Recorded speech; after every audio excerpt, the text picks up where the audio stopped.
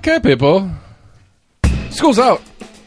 It's vacation time. Everybody is on break, except for local politics. They had a busy week despite the election being passed. Some good old-fashioned infighting, which nothing makes me happier than infighting coming out to the public for us all to dissect and talk and discuss. So we're going to have that, among other fun topics, for today's show. Almost an Agreement at gmail.com, Facebook, Twitter, YouTube. Go to the website, almostagreement.com. Tell what's going on there. Go to your favorite podcast provider, like, friend, share, follow, text your friends. Do what you can do to support the show. We're going to keep doing what we're doing. And for now, we're going to listen to this really sweet intro that I made like 5 years ago and haven't felt the need to change. So here we go.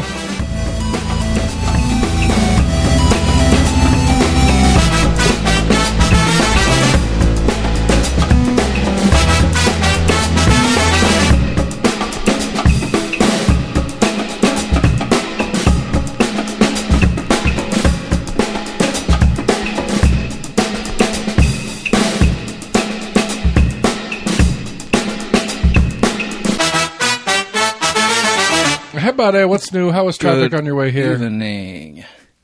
Traffic was good. Okay, you didn't have some weird person driving 5 miles an hour. Yeah, hoping it was just some old people struggling in the dark. I mean, the weather, like, it's weird weather. To be fair, like this, like 10-day straight rain, where apparently we got a super El Nino in the book that's cooking right now, and I don't think it's quite started yet. I think that was like this fall through next year. We're supposed to be in it's supposed to be a weird weather year or so moving forward. Very possibly. And so we've got... I think they've already estimated less hurricanes and named storms and whatnot. You know, and so we'll see what that means for us here, whether that moves... Because apparently Tornado Alley is starting to drift south, like from northern Oklahoma to middle down into the northern part of Texas. Really? And so there's some different major climactic items in play. So they... I don't know. There's a couple of big stories that popped out this week that I think would be fun to chat about. I don't know. Let's talk about. I want to talk shit about that Fox character on County Commission first, because he had a terrible, terrible commission this week. Everybody told him that his ideas are terrible and nobody wants to hear him. Okay, that's the whole story. So Andy Fox, is that his name? Yeah. So he first he's the guy that did the he did the. He hasn't done it yet. It got postponed. His lesson on why God hates immigrants, that he was going to do as part of his declaration as a commissioner during county commission, where he was going to explain the biblical reason why immigration is bad. Interesting. And then he's followed that up with he was going to do a declaration of explaining why Islam and those who follow it are incompatible with Western culture and society. So we're waiting on him to do something that's hateful to gays, and well, I think he already did. No, yeah, that's right. That's what he did this week. His Hateful to Gays version is he was... So I don't know if you remember of all the stupid shit the state did this year. One of the state things was Governor Bill Lee has announced that June is the Nuclear Family Month. And in the state declaration on this, which it doesn't mean anything other than it's just declared, is the definition is a man, a woman, and children. Like very specifically traditional nuclear family was the definition of it. And Mr. Fox wanted to bring that to have the county... As the county to also declare that June is Nuclear Family Month, which what is June normally? Pride Month. And so it's kind of both the state version and Andy Fox's version is kind of a poke at the LGBTQ community.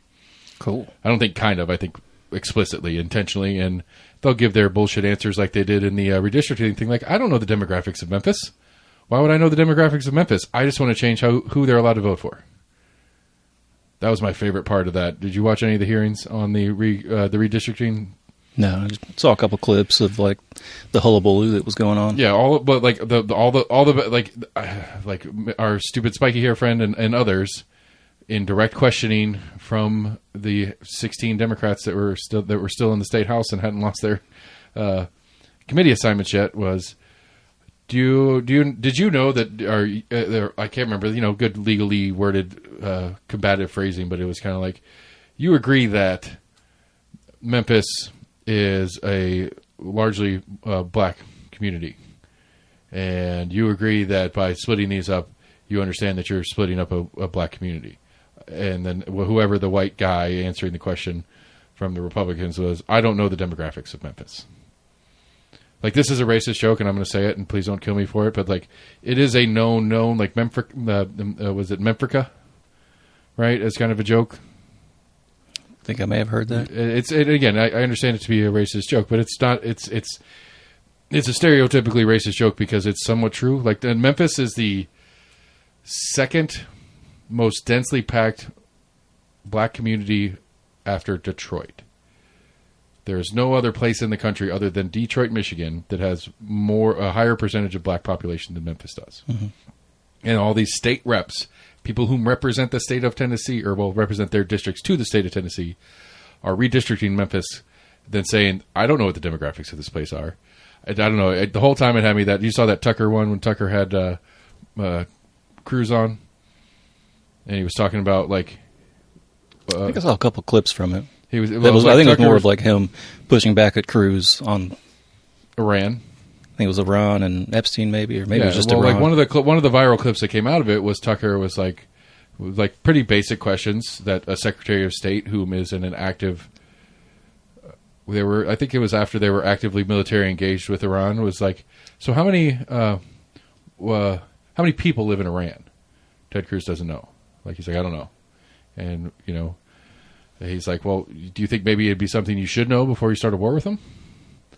What is the demographic makeup between Shia and the other subsects of Islam in Iran? I don't know those things. Don't you think that might be something you want to know before you go and start a war with them?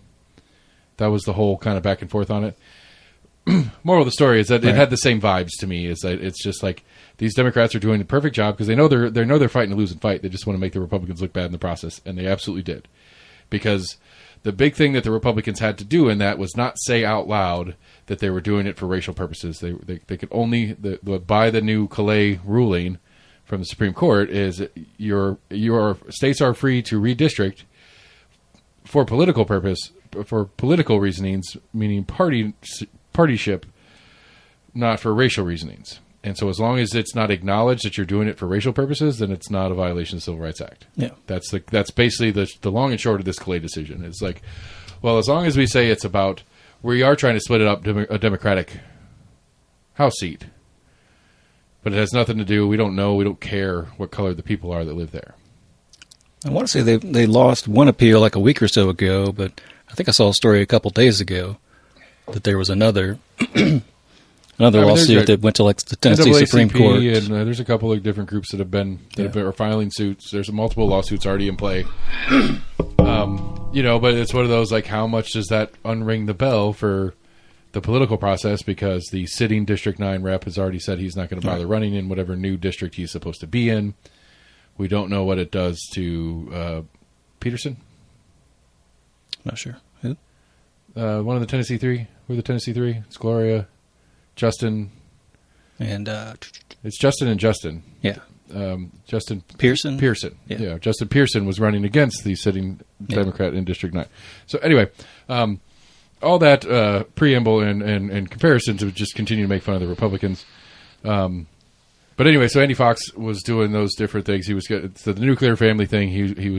He basically, at their agenda review meeting, they were voting on whether they were going to let him put it on the agenda, and it ended up being they voted to not let him have it on the agenda.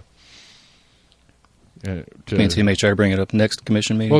Because there's a proclamation from the way it works is the commission proclaims this, where the individuals can go up and tell it. They have the right as a commissioner to spend a portion of the commission meeting presenting whatever they want. That's what he's going to do with the. That's what he's talking about in the immigration thing. The Bible's argument for why immigration is bad, as well as his Muslimists cannot coexist with Western values. It's basically what is. But those are him. That's I can't remember what that's called. But that's just him as an individual on commission. That's a feature of being a commissioner, is that you're allowed to take a moment of a commission meeting to say whatever you want. Yeah. And that's what he wants to do with that. Where this one would be Knox County Commission proclaims this month as...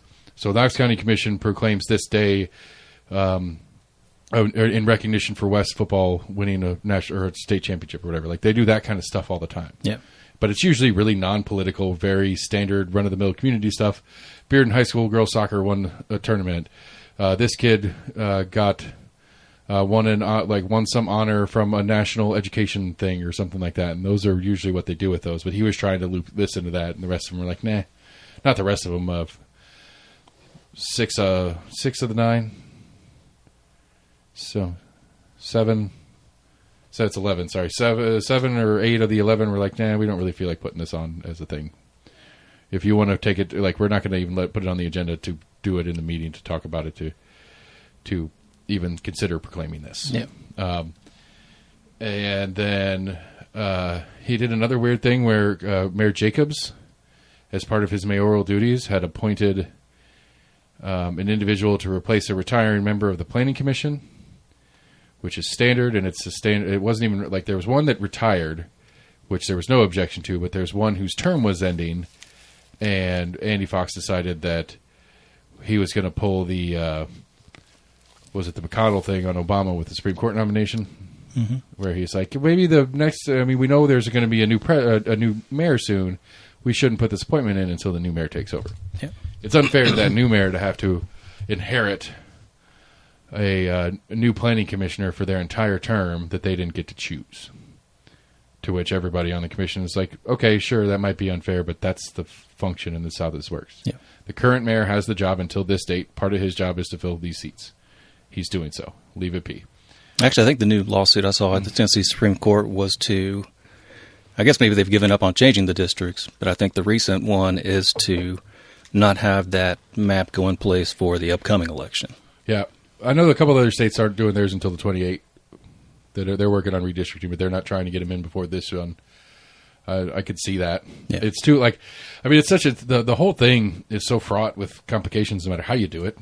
If it goes ahead as is, it's like, you know, like there are people that have decided that had already petitioned and done all their legwork to get into this race, right, that are now racing for a seat that doesn't exist or a seat that's changed. And, you know, there's a lot of infrastructure and stuff you got to do. Like every time I think about running for office, I go, I just don't want to deal with all that shit. That's why I want you to do it for me. Yeah, I think Pearson, I think he said since he's lost his district, I think he was going to file paperwork to run for federal Congress. That's what this one is for. That's what this redistricting was for. That's what he was already doing. Okay, I thought that was changing state lines. Well, I guess both, but no, the I think he lost his. We just did is for this. I think he lost his district for like the state house as well. They redistricted that too, because they're not the same districts in any way, shape, or form. Because, like, for example, Burchett here in District 2, State Tennessee District 2, in either version of it, is the totality of Knox County, which we have 7 state reps in Knox County and 2.5 state senators in Knox County. I think it changed a little bit of his. I looked at the map once or twice that was showing like the old and the new. Because there's a couple like East Tennessee where it was changing the lines a little bit. I don't doubt it, but I didn't know that they did anything with the state house seats. They did a couple years ago, like they moved Gloria's district around. They actually killed Gloria's district, and it became 89. It went from 15 or whatever to 89. And then to finish the Andy Fox's bad week is he did get some traction from County Commission on trying to figure out how to keep data centers out of Knox County. Apparently that's some process stuff. So basically it gets kicked over to Planning Commission, which he didn't make any friends in Planning Commission this week, obviously. But it gets kicked over to Planning Commission basically to make a zone, to basically make a definition for what a data center is and what zones they are allowed to function in. And I think the request is, and I don't necessarily disagree with this, the request is to make it its own zone. Like, data centers are specifically a very unique and specific type of industry, and they can only be done in specific zones that they would draw in basically a new zone. So it would be commercial, it would be industrial zone 17 or whatever the next number is on the list of industrial zones that we have. And there will be a few circles here and a few circles there where they'll allow. And then the other one that he was trying to do that they didn't run with on the commission was making a maximum amount of kilowatts they're allowed to use and a maximum number of gallons or K gallons or whatever they count gallons of water that they can use.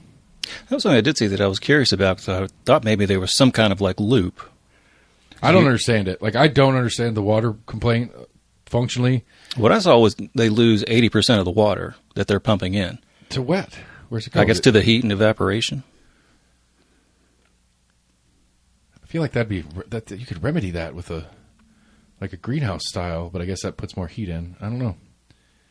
It seems, maybe. I mean, if they're losing that much water and it goes up in the atmosphere, I guess it's not a closed loop system, right? It would go and rain in the mountains a few miles down the road, and should theoretically, at least a good percentage of that should theoretically roll back downhill to us.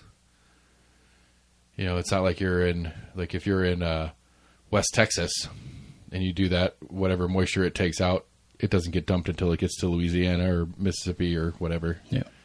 As the front moves. But, you know, I don't know. I'm sure some meteorologist can answer the question on of evaporated water in Knox County, how much of that makes it over the mountains. Yeah. But again, either way, like, I think like this data center thing is a fascinating, like it's a fascinating, massively engaging, bipartisan situation, I guess we're in. Yeah. Both parties are like, not in my backyard. I mean, it's a super NIMBY thing, but it's also one of those that's like, it's fraught with traps for municipalities. Because looking at it, it sounds awesome. It's multi-millions, if not billions of dollars invested in your community. And any other industry, you're jumping over doing backflips. What tax incentives, what can we do to get you to bring that industry here? Right. You're going to spend $1 billion on a manufacturing, or on a plant, on an industrial plant that does something that usually would come with hundreds of jobs after it's built. You know, like the one thing the data centers do have is, you know, $1 billion worth of construction to get done. Mm-hmm. But once they're open, it's like 5 people work there. And so it's not a long-term economic positive for a community. And especially in a county like Knox County, I don't think there are a lot of contractors that are struggling to get work right now. So it's not like the economic, like if you're in one of those dying towns where even the good carpenters and metal workers that live in the town aren't getting work because nobody's building anything. Right. You could see maybe putting an incentive place for a company to come in and do something. And that's even if they're hiring locally. Right. But in Knox County, they couldn't hire locally. They'd have to bring people in to do the build because we don't have builders. Well, I think even like some of it's got to be specialized building. I mean, you could have a standard construction company come in and put up the frame and whatnot, but I'd say some of the upper end stuff. You're looking at some high tech IT guys that are doing the installation of all the hardware. Right. But I mean, as far as the plumbing for the cooling systems and the electrical and all that stuff, that'd be a pretty standard commercial electricians, commercial plumbers, commercial HVAC. Yeah, probably. A good chunk of it, yeah. Most of that, it would be, instead of like same company that built like the Amazon warehouse that puts the racks and racks and racks of warehouse shelving up. Just instead of standard warehouse shelving, it's some sort of computer shelving. But then the Pro comes in and installs the 10,000 servers and the millions and millions of chips and miles of, like, I'd say even a lot of the wirings could be run by a local electrician. You just have all the real finish end work done by the IT Pro. And so he did get some traction on that one. And then he had a couple of other random ordinances, including one that was basically saying, it was something about places that are refusing to let people carry into, even with proper signage that aren't explicitly exempt by the state law passed a few years ago, which would include like libraries and stuff like that. Right. Can no longer express. Basically, the inference, at least, was, I don't know if it was explicit in his ordinance that he wrote or not, was that if you're going to have a no carry rule, you have to have security in place to prove it. So basically, you'd have to have a metal detector and like you'd have to have a TSA station at your entrance. Fuck. That's basically what he like. That's kind of what he was putting out there. It's like, if you want to say no guns, that's fine. And I mean, there is a little bit of logic to it. If you take like a half a step back, it's like, okay, I'm a responsible gun owner. I don't carry into places that tell me I can't carry into there because I'm a responsible, law-abiding gun owner. Well, the guy that isn't a law-abiding gun owner that's coming there to cause problems, he doesn't care that the sign says you can't carry in here.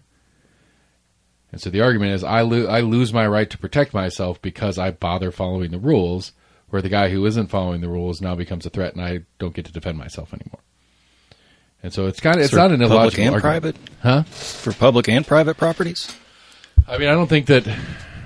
I can't remember what the rule on. I mean, I can't remember what the rule on private property is. The only thing like a the state private can- business. Right. The only thing the state can do is touch the public places. The only thing this ordinance can do with public places, like there are some that are protected by the state law, private wise, like banks and stuff like that, where it's still criminal to carry a gun into a bank, even if you have the right to carry. Like Right. they have their signs on the door that says you can't carry in here. I'm pretty sure I am free as a private citizen owning a private business to put a sign on my door that says you're not allowed to carry in here. Right. And I don't know if they were going to require private businesses to do that as well. I mean, that would be an amazing one to try to do. That's what I was curious of. I don't know how far it went. Yeah, but it's just other public places, parks and stuff like that don't have the means to actually enforce it. Again, like the logic, I get the logic. I do.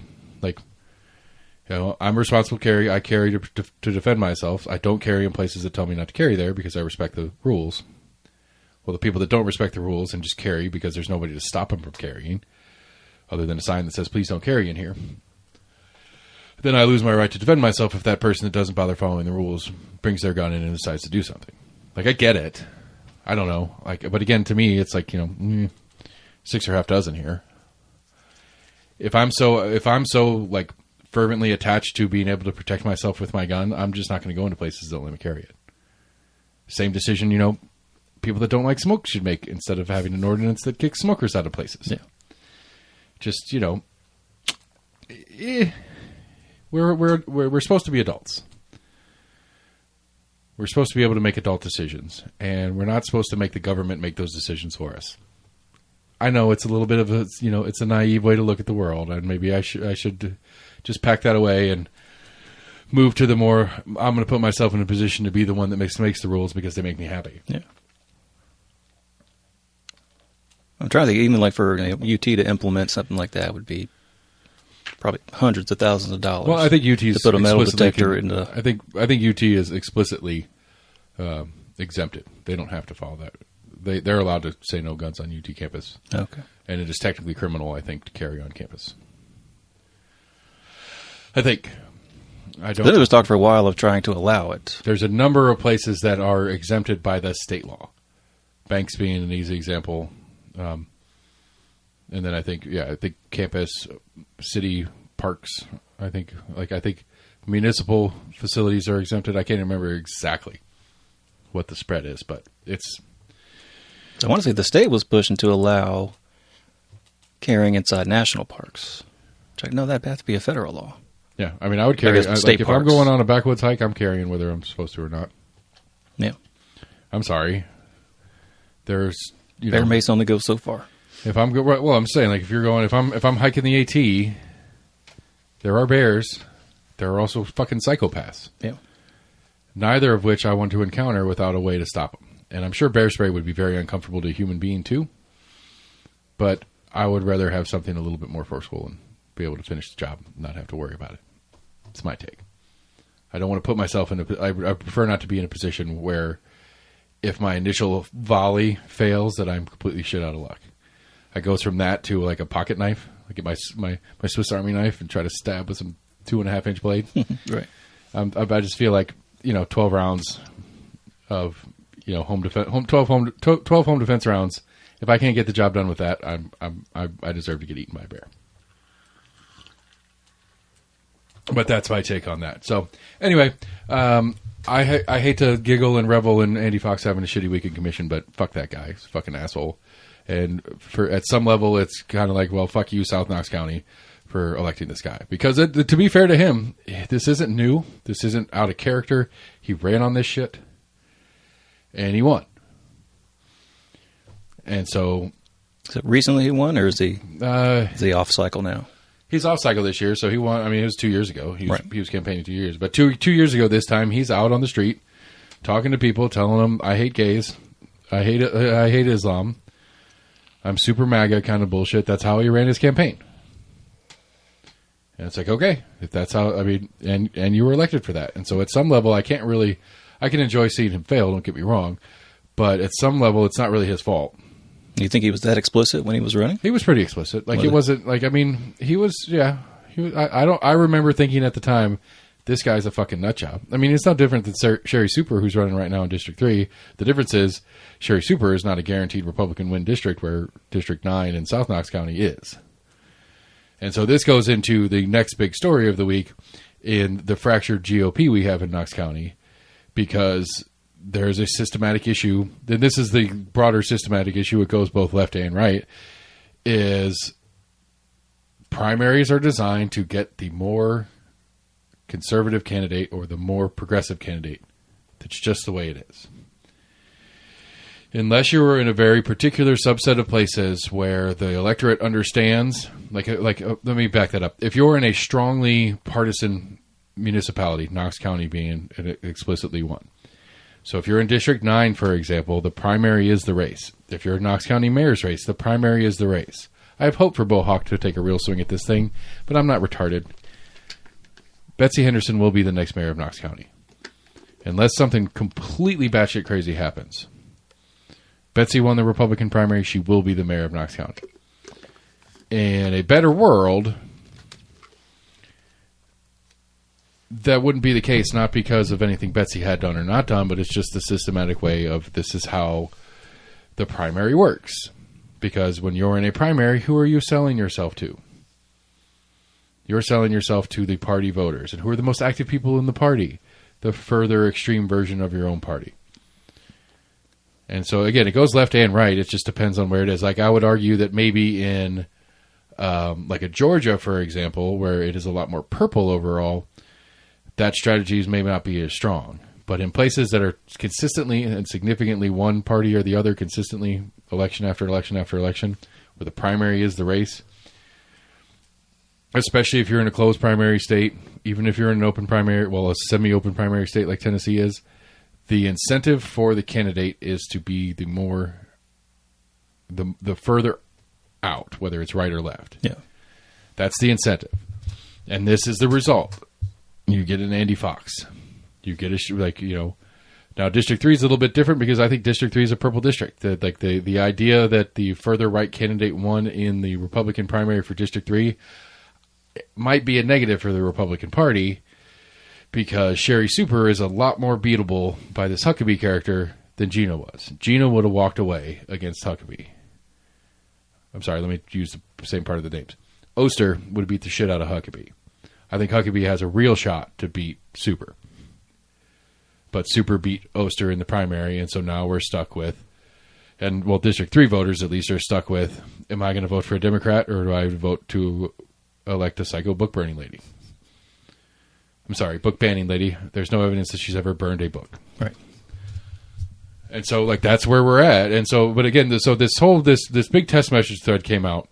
News Sentinel broke the story. Compass followed up on it and did some other stuff. But essentially, it was a big group chat. Gina was in it. Larson was in it. The county chair Davis. I don't know. I don't know how many total people were in this group, but essentially, his county chair saying to everybody in the group, which is most of the group was all the losers in these primaries, saying you will support the duly nominated Republican candidate, or you will get censured by the party. Now, what does a party censure really mean? Short term, probably not much, but long term, if they have any future political ambitions, it could probably mean a lot. I would assume that if you buck the party really hard and you try to come back next cycle and run for a seat, the parties, even if the party kind of likes your politics, they're like, we can find somebody else that we can match politics with. You're not getting support from us. Yeah. That's my assumption on the way that process works.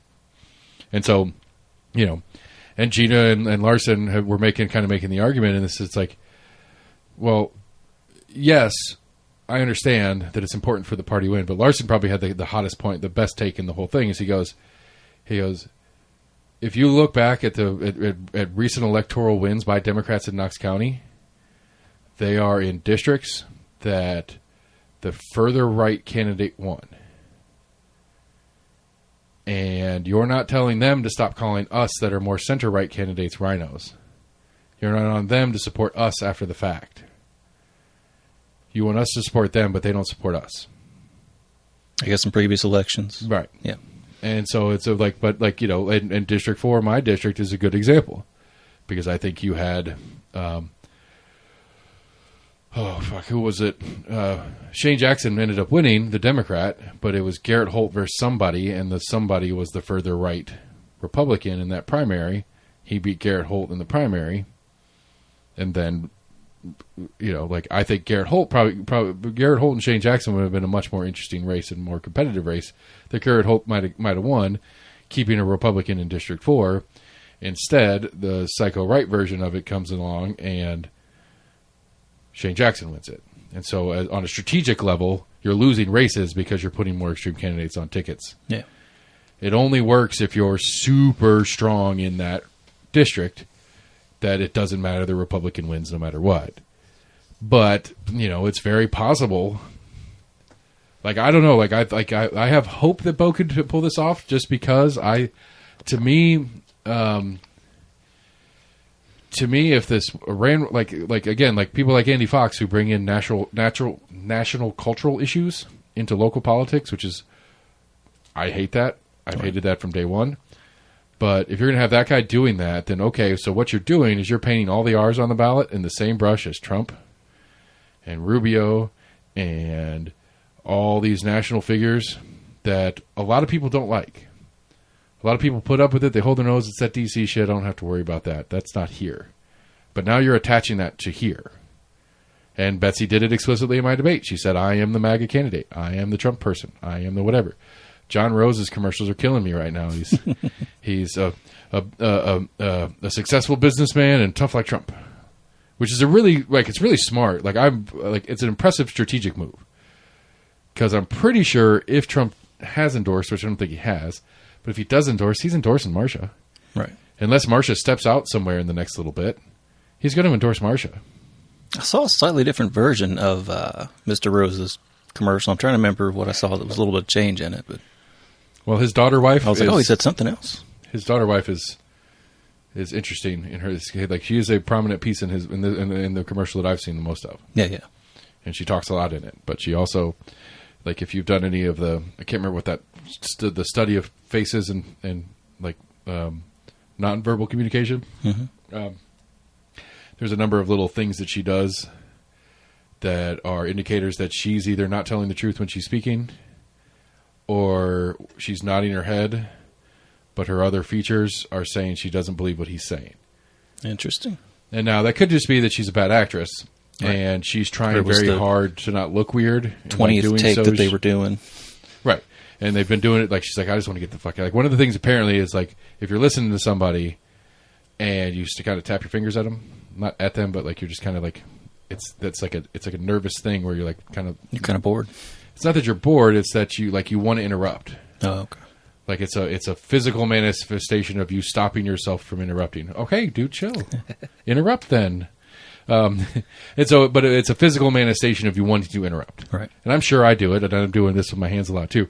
And generally speaking, that's because you don't, whatever they're saying, you want to correct them. They're not speaking truthfully about whatever they're saying, and so you want to correct them. And you're, as much as you can tell yourself not to say it, it's hard for you to stop these little emotes that happen. But again, it could be that they're on their 20th take of it. She's pissed off and tired of being there. Right. But anyway, so this whole this whole fracturing of the party thing and this text message thing come out. I love the whole thing. I love it. I love it. It's trash. It's dirty. It's like watching the Kardashians. It is slop reality television for political wonks like me. Did they have a response from the county chair after? I mean, they went all Larson's... back and forth. I don't have a News Sentinel subscription, so I can't. Yeah. Let me see if I don't know if the Compass guys have the full. Didn't know if there was much response from after Larson's comment or whatever. Or did anybody give it a thumbs up or a thumbs down or a heart emoji or a red-faced emoji? Or eyes rolling emoji? Or the laughing crying? Yeah, they at least Compass has not released the full text. Yeah. But essentially, the way I understand it is it kind of closed with Davis saying, if you can't bring yourself to support them, at least keep your mouth shut. Like, don't. As long as you don't actively speak against them, you're fine. But that's different than what the party chair was. That's what I'm saying. That was the almost party chair's demanding final of them. thing. It's like his like the final summation of it from the party side of it was we would consider. I mean, I don't know how he worded it, but it's basically we will count it as support if you don't support an opponent. So just keep your mouth shut. Okay. If you can't bring yourself to support that candidate, just don't. Right. But don't speak ill or support the other. And I think maybe what's inferred in it is don't put anything out to the public that might be inferred to mean you're not supporting that candidate or you're not going to vote for that candidate when the time comes. Yeah. Which at this point, it's all moot because it's now all out in the public.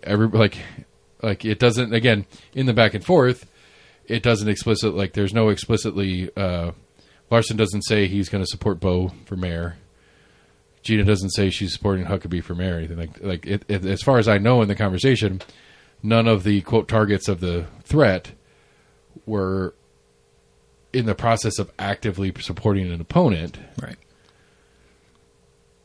But now it's all out in the air anyway. So no matter what, it doesn't matter what Larson does or says because it's already implied. If he just doesn't say anything, it's implied that he's going against the party. And so he's kind of stuck. And we're all kind of stuck with. I'm mad. Like I actually text Larson. I said, "Run as an independent, dude." It's too late, isn't it? Yeah. Oh no, it's not. This was way back early. This was back in January. Gotcha. I was like, "Hey, pull your petition and re-put it in as an independent. Take the R off the name." As soon as Kim announced, It's too late to. yeah, there's apply for state the law. general? State law has a sore loser law. So if you participate in a primary, you cannot. Gotcha. You must accept the results of that primary. You cannot rerun in a Right. different pot. And so, but anyway, like, I mean, I was like, listen, man, it's your campaign. I don't have anything. Like, I'm just some fucking guy. I get it. But you should run as independent. As soon as Kim got in, I was like, you and Kim are going to fuck each other over, which they did. Like, I don't think numbers kind of played out like that. It's not like it's not fair to say that conclusively. It's very possible that if Kim wasn't in the race, the 6,000 votes she could have split, 60-40 for Larson, and he still would have lost. Right. But it would have been a much closer race. And I think a lot. I think, and this is one of those that I'm obviously not a political strategist, but if I'm on the Bohawk campaign, I am actively seeking out the people that I am actively trying to figure out how to signal to the people who voted for Larson or Kim, and figure out it's either what they don't like about Betsy, because to me, 16,000 people in a Republican primary were open to the idea of raising taxes because they voted for the two candidates that were open to the idea of raising taxes. Bo is going to, if Bo has the opportunity, not out of spite, but out of function, Bo is very open to the opportunity to raise taxes if he is mayor. Full stop. Yeah. I don't think there's any other way around that statement. And so figure out how to signal to those people that are open to it. And I have a program, and I tried to share this. I am not paid, so I'm not breaking any campaign laws, I don't think. But to me, if I'm the Bo campaign, I would print a Knox County roads map. And I would get a series of highlighters. And I would go through all the documentation that exists, and I would highlight each section of road that is to be repaved in 2026. Each section of road that's to be repaved in 2027 in different colors. And that's on the schedule. Because the reality is, you put that map up and say, this is best case scenario if Betsy wins. Is your house, is your road, is places where you travel a lot on this map and highlighted? What color is it? Because if it's green, it's this year. But if it's yellow, it's next year. If it's pink, it's 2 years from now. And that's if they're on schedule. Right. And again, that's if they're on schedule. This is best case scenario. If Betsy Henderson is your mayor, this map is best case on any roads getting done. She's not going to find money to pave more roads than this. And there's not even enough money really to do this in the next couple of years. And right. Just hammer that home. Be like, are you tired of the roads problem? If you're tired of the roads problem, she is lying to you because she cannot do it without raising taxes. I will fix the road, and if raising taxes is part of that, I will do it. Like maybe, to me, it's almost go explicitly at it. Like go after that, go after housing, Because I don't see, that's the other one that I don't know coming out of the mayor's race on where the where the right side of the public is. Because I think honestly, Knox County voting population in Knox County is NIMBY as shit. And I think that is ultimately what will kill the Bo campaign, because the Democrats aren't. And he's a Democrat functionally, and he's not. He won't be. It's on his campaign, and he's like, affordable housing, density and development to help make housing more affordable, that kind of crap. That's part of his shtick, and he can't step away from that. Sure. And that's what's going to kill him. Because he can win that roads argument. We'll just throw in smart dense growth. But he can win that roads argument, but he cannot unring that part of the bell. And I think that for the voting population in Knox County, that is all that matters. And at the end of the day, the voting population of Knox County is wrong. We cannot continue down the path we are. And this is with Jacobs, who is super pro-growth. And as soon as we switch over and get out of Jacobs into Henderson, anything, anywhere, any possibility that they can, especially if it's Henderson with Andy Fox, this Kofer guy, Sherry Super, you get a lot of these hard right candidates that are in or potentially coming in with Betsy. Development is going to screech to a halt in Knox County, which is good for me because I own my house. Because this house that I just got reassessed from the $135 that I bought it for 12 years ago to almost $400 now, it'll be $1 million in a couple of years. Mm-hmm. Because it does it. I don't know. Maybe I should be on board with this. What am I doing? Because what's the upside? Like, I understand it as a property owner. That's an upside that your value goes up. But I think we talked about it last week. My house is $400,000. I'm not any richer. Yes, theoretically, on paper, my net worth is up. Right. But that's still a $100 tank of gas. It's still $300 at the grocery store every time I go. I'm still only bringing in X number of dollars a month. I don't know that works long term for a community. Like, what happens to a community that, like, the average house is $500,000, $600,000? Like, how does that work? How do you have restaurants and staff that work at restaurants with an already fucked up infrastructure where you can't travel well as is, and everybody that works at Applebee's or the Orangery or any of the nice restaurants that rich people go to, because that's all that's going to live in Knox County anymore, those staffs are commuting in from outside the county on our already shit road system? Yeah. Okay, cool. Poor people don't live here, but they commute here, and traffic sucks even worse. Like, I don't see the win in that. Like, I respect the idea, sort of trying to conserve some of the rural green space out in the edges of the county. I don't really. If I owned a fucking farm out in West Knox, like way up in northeast Knox County, where it's the least dense part of the county, if I own a farm up there that's 25 acres, some developer comes along and it's like, I'll give you $20 million for it, I'm out of here. Right. Unless you've got some, like, it's been in your family for generations, you have like a sentimental hold upon it. You're right. But I'm saying, like, if it's just like, it's a working farm, but I'm not really working it that hard. Farming's a hard business to be in. Yeah. And the zoning right now doesn't make that an option, but you change the zoning and you got a developer who comes in, wants to put a nice big, neighborhood in, get me out of here. Here's your, how fast is that check going to clear? And fuck you, county, for telling me I can't sell my land. Like, what are we talking about? Like, it seems dumb to me. Like, it's not that I want that. It's not that that's where I want things to be. I want every nook and cranny of Knox County to be packed full of, little boxes. Little boxes. That Weeds intro song? Right. I was trying to think the best way to do it if you had a farm, because it's probably zoned agricultural, is to somehow have it changed over to commercial before you sell it. So I had a friend before we moved here that lived across the street from us. They got screwed over, sold some of their land, and didn't realize it had gotten rezoned commercial, and they sold it basically at the price of like a residential property. And like, wait, what the fuck? It got rezoned? Oh, it's worth like 3 times the amount? Yeah. That's what the hell? I mean, I think if you own the farm, your first thing to do is you're also paying lower property taxes with its own agriculture. Well, the gamble, it doesn't matter. It's what the potential is, and the developer will do the fix the zoning. Like if the county's on board with what's going on, Right. developers are more than happy to go through the process of getting it rezoned and stuff like that. To me, it's the question is like, why would like, I don't understand the purpose of zoning. We've already had this conversation a handful of times. Like, I don't get it. I don't really care. Like, yeah, it would suck if my neighbor sold his house and if they turned it into a dump. That's a problem. Right. Or heavy industry. Yeah. But, it's like there is a level of like, okay, well, I don't know I don't know how that, like, in this day and age, I don't know that would, I just have a hard time believing that would happen.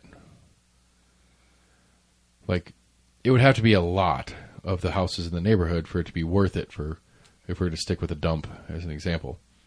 And like, I don't mind, like, I'm not totally opposed to like noise and whatever ordinances. But again, I believe if you're going to say private property is the key to the conversation, and if it's your property, you can do what you want with it. That extends to you're responsible for what your private property does for what's around you. Not in the sense of like, oh, well, I built my house and it's big and ugly and your house got less valuable because of that. That's not really a responsibility thing. But if you put like a steel mill over there and you got big ass fucking, got the forge going and those big hydraulic hammers pounding all night and stuff like that, it's like, okay, now you're doing real damage to my property. Right. You're doing real damage to my way of life with the effects of what your place is doing. It stinks. Like you're doing that. You are having tangible negative effects for what you're doing over there. And you should be responsible for that. If you can put a $, if you can put a $sign on it, you should be responsible for that. Like if you're going to put a waste facility over there, it's like, okay, well, you got, sludge leaking out of your landfill into my yard. You owe me money. You owe me a lot of fucking money. You have ruined the value of my home physically because of your actions. Same way, if I drove my house or drove my truck through your front yard into your house, I would be held responsible for damaging your house. You build some facility next door that fucks up the geology and my house goes like a sinkhole forms and it sucks down into the ground and destroys my house because of what you're doing next door. You're responsible for that. That should be standard without question. Yeah, but it'd be just a civil lawsuit. Which, I mean, if the company's big enough, they can either drag it out in court or...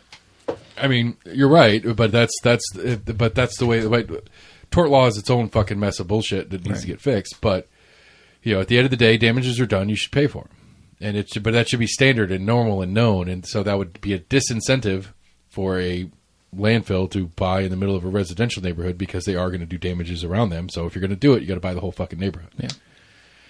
Yeah, it's like it's one of those. It's a way to disincentivize bad neighbors. By making sure that neighbors understand that they are a problem to each other if they're a problem to each other. So, anyway. Yes, that was it. The other one. Mike Davis. Mike Davis? Jim Davis. Who was the sheriff? The guy running for Sheriff Davis? The other one that isn't... I think it was Mike Davis. Sounds right. The other one that wasn't indicted... Right. He is asking the election commission to throw out the primary results. I was going to ask you if you saw that. Which, okay, makes a little sense. You took third place in a 4-way race with like 15% of the vote. The guy that won, also not indicted, had 44% of the vote. Right. If you're serious about this, you are trying to say that of that other 40% of the total vote that went to now indicted candidates, if you put them back in play, that you would get 37 of the 40%. 33 of the 40%. I think it was he and another person had like 15, 16, like you're saying. Right, Jimmy was way down there. Okay. I'm saying so it was Gibson won with like 44. Amberm came in second with 30 something. Davis came in third with like 14. And then Jimmy came in fourth with whatever was left. Right. And so if you take Jimmy's votes and Amburn's votes and combine them together, if they all went to this Davis character, yes, he would come out on top with a 56-44 win. But the odds, like just statistically, the odds of Gibson not picking up 6% out of that 56% is pretty low. But I mean, the argument plays. I mean, the argument plays to me. It's an interesting I think hypothetical. it's ridiculous. I don't think it should be. I don't think it should be accepted. It's kind of unproven. But Hypothesis. Right, like there is no like you can't prove the negative of who the people would have voted for if those people weren't on there. Right. You know, and it's weird because these indictments were ready prior to the election. Right. But it's a standard thing. This is not new. This has happened plenty of times. DA's offices across the country don't drop charges right before elections. Right. I'm sorry, don't drop indictments. I'm sorry, stop saying dropped. They don't bring forth indictments right before elections because most DAs are elected offices. Right, but the story had already been going around for the past couple of years. Yeah, it's not new. Like, to me, in hindsight, it surprised me that it wasn't part of the election cycle. Why wasn't Davis talking about this in the elections? Well, if he didn't want to try to sling mud, no. Because he works there. Because he's currently employed there. Right. You know, and like Emburn currently employed there. If Jimmy wins, Jimmy would be his new boss. Like, you know, if slinging that mud doesn't work, you're in a heap of trouble. Yeah. You probably want to retire pretty quickly. Or they could just as easily imply that maybe he might be involved in it as well. Sure. Because no indictment had come out. Right. Now, I don't think that many names had already been dropped. Yeah, and so, yeah, but Jimmy did come back to town and turn himself in, so kudos for Jimmy for... I think they all did. There was one that was a civilian. Yeah. Well, Jimmy was out of town when the indictment dropped. Was it? And somebody online, some, you know, local lunatic that I love to follow and argue with and stuff like that is like, I'll bet you Jimmy doesn't even come back. It's like, come on. What do you think the actual charges are going to happen here? If they're convicted, what are we talking about? 90-day probation and some sort of fine? It depends on the extent. You know, So I think when we mentioned it before, I thought it was like $30,000, but it's $300,000. yeah, it's a goodly sum. Yeah. I mean, it's not a huge sum, but it's a good, I mean, it's six figures. Right. I'm just saying, like, you know, but you know, divide that by 11, 30 grand a piece. That's what I said. I think some are more involved in it. Right, but I'm just saying, like, if they dump it out evenly, it's like $27,000 and 90 days probation. Like, that's like I don't think any of them are seeing jail time for this. Doubtful, yeah. You know, it'll be like it might be some weird long-term probation and some fines. You know, Depending on how they plead. yeah, right. It's that, or if everybody just like if everybody starts flips flipping. states and they Right. like, Because is the how it FBI is started. involved in it as well. It's FBI, TBI. yeah. I mean, I don't know. This is one of those to me that like I think I don't think in a case like this involving public officials, specifically police officers, I think it should be against the law to permit plea deals in a case like this. This case needs to go to trial, and they need to stand before their 12 peers, and they need to be tried, and all of the discovery needs to come out. We need to have all the public record of a court hearing. I think it should be obliged for a case for cases involving public officials. I don't think you should be able to plea out. I don't think you should be able to plea out. And if you do, it has to be an explicit plea. It can't be one of those, well, I'm not admitting guilt. Yeah, no contest. I realize that you've got enough evidence to put me under the me under the jail, but I'm not going to say I did do it. I'm not going to say I didn't do it.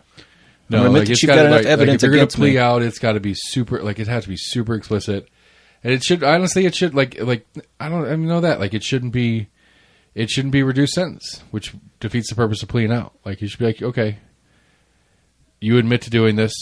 Thank you for your public service and your public service.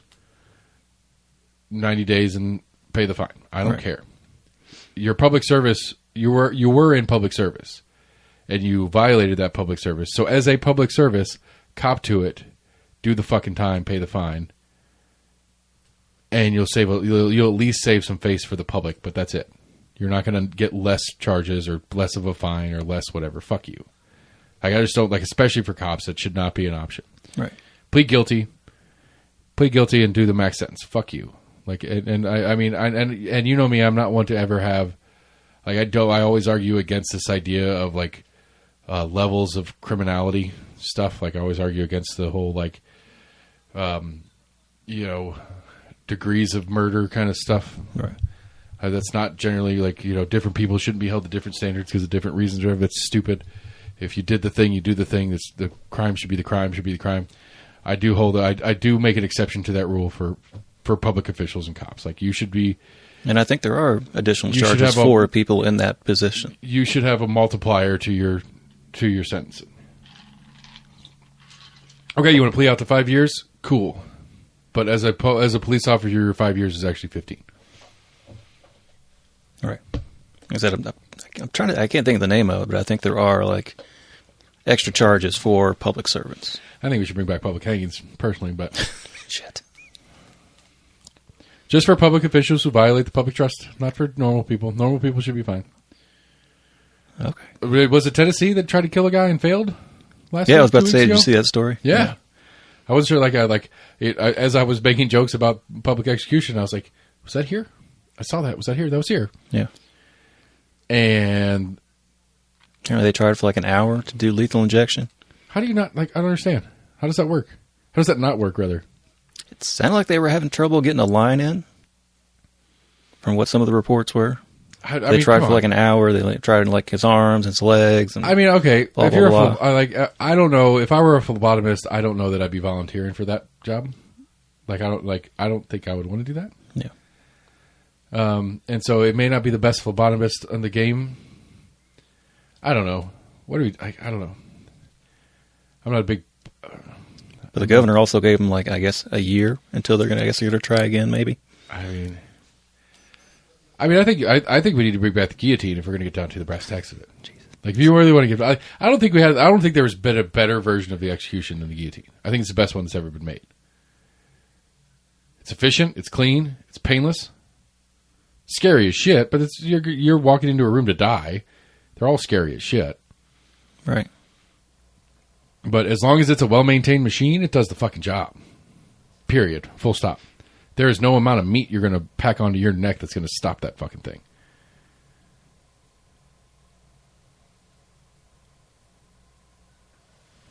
Yeah, I'm not. Yeah, I can't get behind that. Sorry. Why not? I know France did it up until early 70s or something. 70s or 80s? It was whenever, I think it was one of the, I've always heard people reference it, it was when the first or second Star Wars came out. First one was 79, so 79, 81, 85, I think. Yeah, so it might have been 79, because I want to say it was 70s. Was the last time France did it. Love it. So, you can't support that because you don't support capital punishment, or you can't support that because if we're going to do it, that's not the way you think we should. Let me paint the hypothetical. If we're going to kill people as punishment for crimes, what do you think the best method to do so would be? Is it still lethal injection despite the botched one we just had? It does seem like the most kind of humane.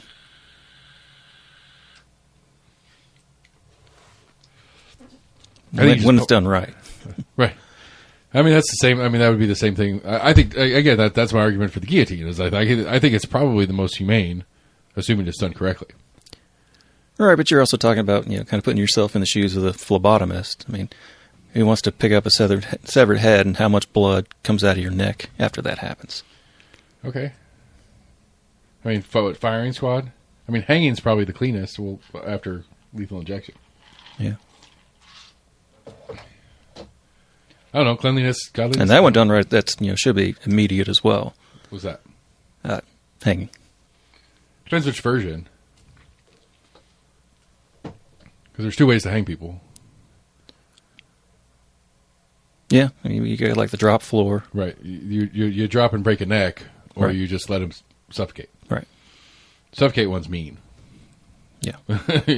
Where the long drop, short stop, I think is what the joke is.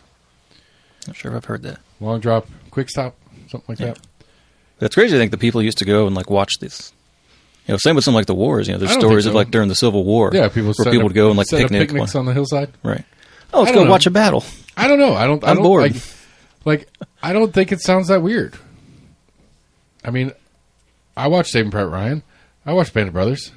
Right. And loved every minute of it. This is phenomenal. Hated it. Right, but you realize that's a movie. Yeah, but it's not a movie. Band of Brothers was a true story. It was... Right. it was dramatized, obviously, but Based on a true story. those were stories from those guys that actors played those characters that were those guys. Right. Like, those things happened, or some facsimile thereof. So it's not really, it's not like, we're talking like Star Wars. Yeah, that's not real. It's easy to, wipe that one away. But, like, part of why, like, especially, like, the Saving Private Ryan, part of why it was so good was because it was so real and it was accurate. I don't see how that's Right. We will know that they're watching a depiction of it, but it's different than seeing that in person. But it's also when you go into the difference of, like, what the fuck else are you doing all day, every day, over and over again. You're out, picking rocks out of the field. What are you doing with your life most of the time? And it's like, fuck, that's something. It's something to watch. Period. Other than the grass grow, literally, like, my life is watching the grass grow. Hey, there's a thing going on over here. I don't care what it is. I'm going to go watch it and be excited to. Right. There's plenty of other things you can go watch other than an execution. Are you going to watch your neighbor farm his farm while you're not farming your own? You talking about modern times, or are you going back in time for this? Like, you're saying it's crazy that people used to go watch, like go set up a picnic and watch the Civil War battle in the valley in front of them. Well, what else were they doing? I guess now you have options. Books. Do it. We had books. Yeah, but they don't compare to.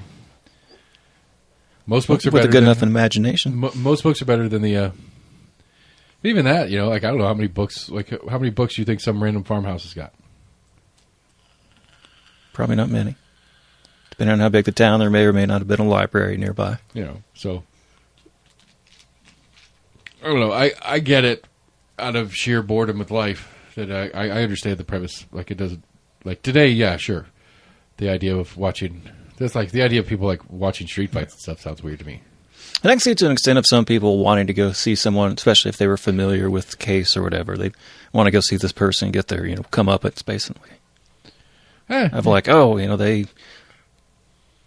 murdered so-and-so, or they, robbed and burned down somebody's house, whatever. Like, I want to go see, Bob, get what he had coming to him or whatever. Yeah, it doesn't hurt. I just don't think, I think, I think where there wasn't a lot going on, that there was plenty to want to watch something happen. Anything happen. But, alas. Did we talk about the Roots band last week? The Roots band? No. The Knox County Schools band Roots? Oh, I think we kind of mentioned it. Yeah. I couldn't remember if we talked about it or not, because I don't know. Lauren feels the same to me as your Smoky Man. Just saying. I think that might have been your comment. Yeah. Just maybe I did. maybe I am rehashing that. I don't know why it just popped back in my head whether we talked about that. I don't think we expounded upon. I think we may have just mentioned it. Well, I think Knox County Schools has decided they're going to try to work on some policy adjustment to figure out if there's a legal way they can reinstate books. And so, because there's no guidance in the law of banning the books from the state. That's right. So if there's a complaint, I think it goes to like a committee to review it. And because because again, like, by the state law, I think it's accurate. But what's weird is Knox County, Tennessee, is the second school district in the country to remove Roots. And so, like, to me, if a law is a law, right, it should be pretty consistent across the board. No other county in the state of Tennessee has taken Roots off the shelf. As far as I've heard, at least, there's no other counties discussing taking it off. Knox County is up to like 150 books they pulled since this law took effect. There are counties in Tennessee that have taken 0. Right. And so I'm a little confused. Not that this is uncommon inside of the bureaucratic systems as they go, but I'm a little confused how Knox County students don't have Roots accessible in their library, but Cumberland County ones do. Now, it may not be there. I guess it's possible that there are some counties that don't have it in their library, so they don't have to remove things that aren't there. True. But I'm going to guess Roots is probably in a library in most school districts in the state of Tennessee. It's kind of a big deal book. Yeah. I mean, we Slaughterhouse 5 got pulled from Knox County Schools. I think I did see that. You know, I never read it, so I don't. But that was one of those when we were in high school. That was one of those kind of standards. Right. Lord of the Flies. Right. You know, Lord of the Flies, Catch-22, 1984, Slaughterhouse 5, Fahrenheit 452, 451. I always get that mixed up. Not sure. Fahrenheit 451. Something like that, yeah. You know, like that was like that kind of like staple American classics that everybody should read at some point in their life. I've tried to read Catch-22 about 15 times. I cannot fucking read that book. Have you ever tried to read that book? It's a difficult book. It's crazy people talking about being crazy to other crazy people. The whole point of the book, like where the term comes, like I don't know if the book coined the phrase, but like what is a Catch-22?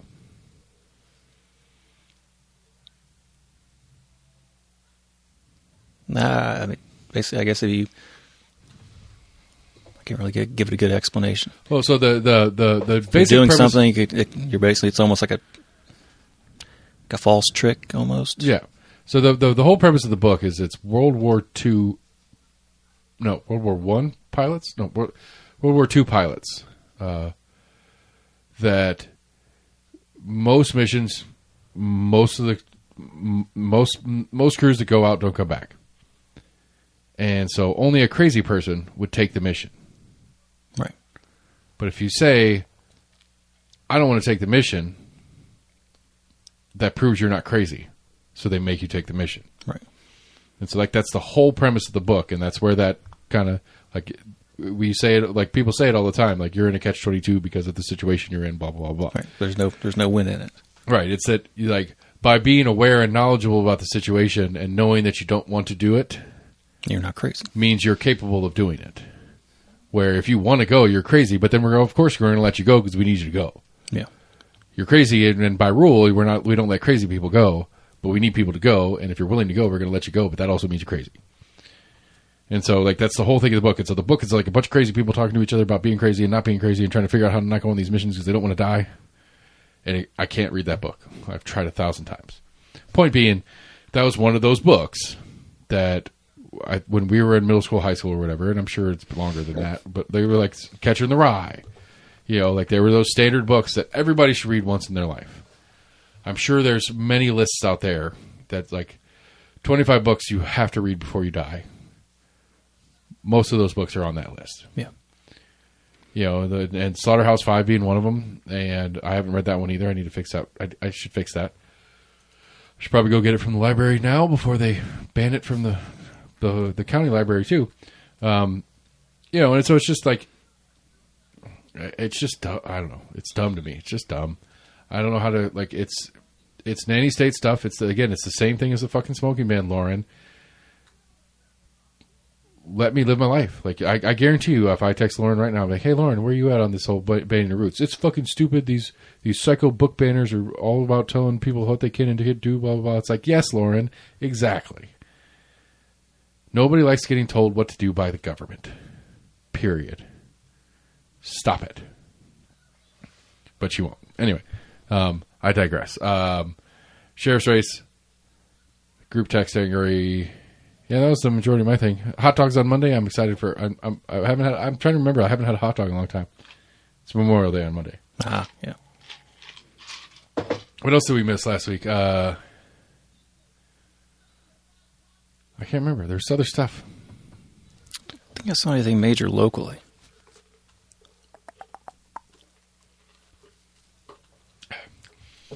City budget's coming again before City Council this coming week. The second reading. I think UT had record graduation as far as numbers. Great. Yeah. I mean, whatever. They do what they want. It's to be expected. Right.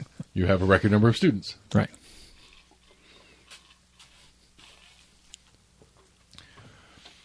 I think the open drinking went okay. I didn't see any fallout from it. I haven't figured out what the rules are. Well, it's kind of trial. I think it's right, just it's a pilot Market program. Square property. Right, it stays on Market Square. I know that part of it, but like I didn't know that they'd started yet. If it's happening currently, I guess we could see it, but or maybe they just tried it for a day. I'm not sure if it's ongoing.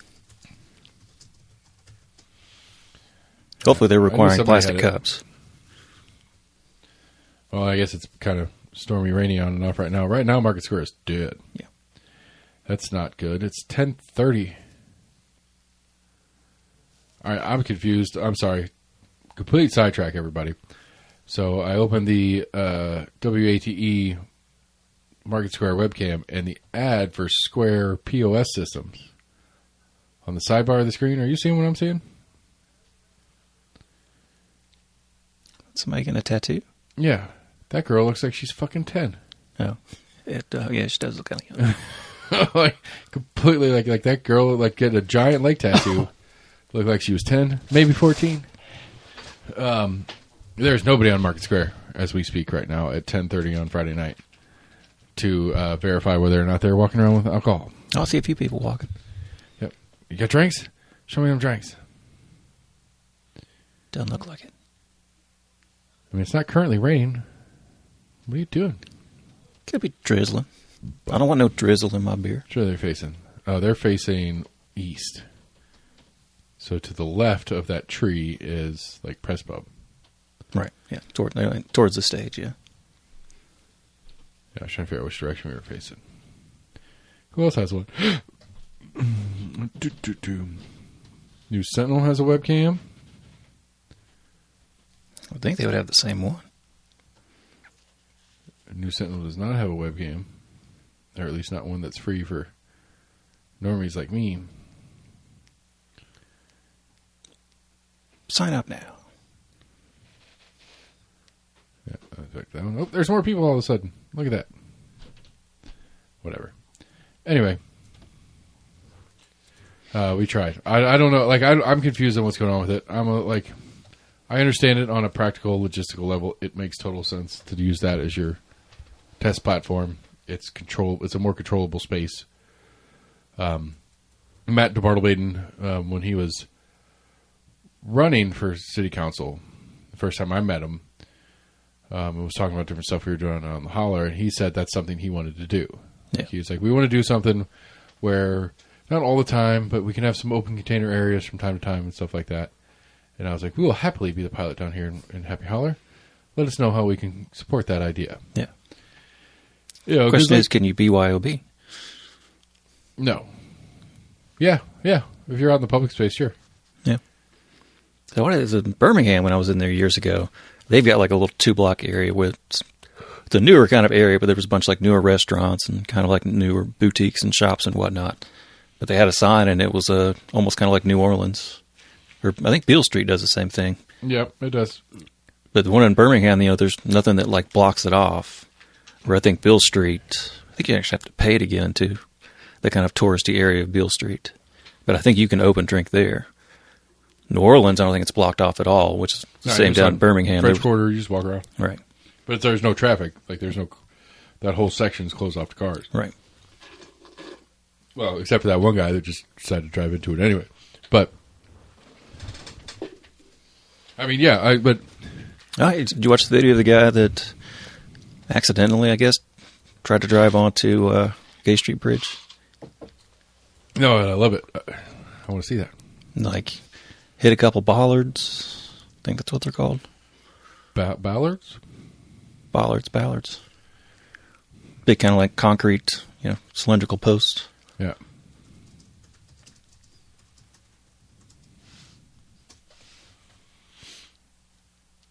As I don't think they made it very far. I think they already found them. Oh, Food City ad. Shut up. Oh, nice Forerunner.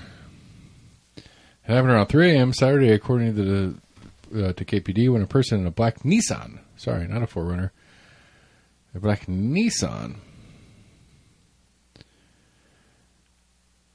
drove from the north side of the Tennessee River to the south. So he got all the way across the bridge and got stopped on the second set of Ballards. Oh, I thought he got stopped trying to get onto it. I thought he was like right there at the corner with the city-county building. No, he got on and drove through the side on the city-county building side, and they got stuck on the other side. See, they're lying to us. Gay Street Bridge can handle a car. Maybe he could have been on the verge of it cracking. I mean, could you imagine if a Nissan medium small size SUV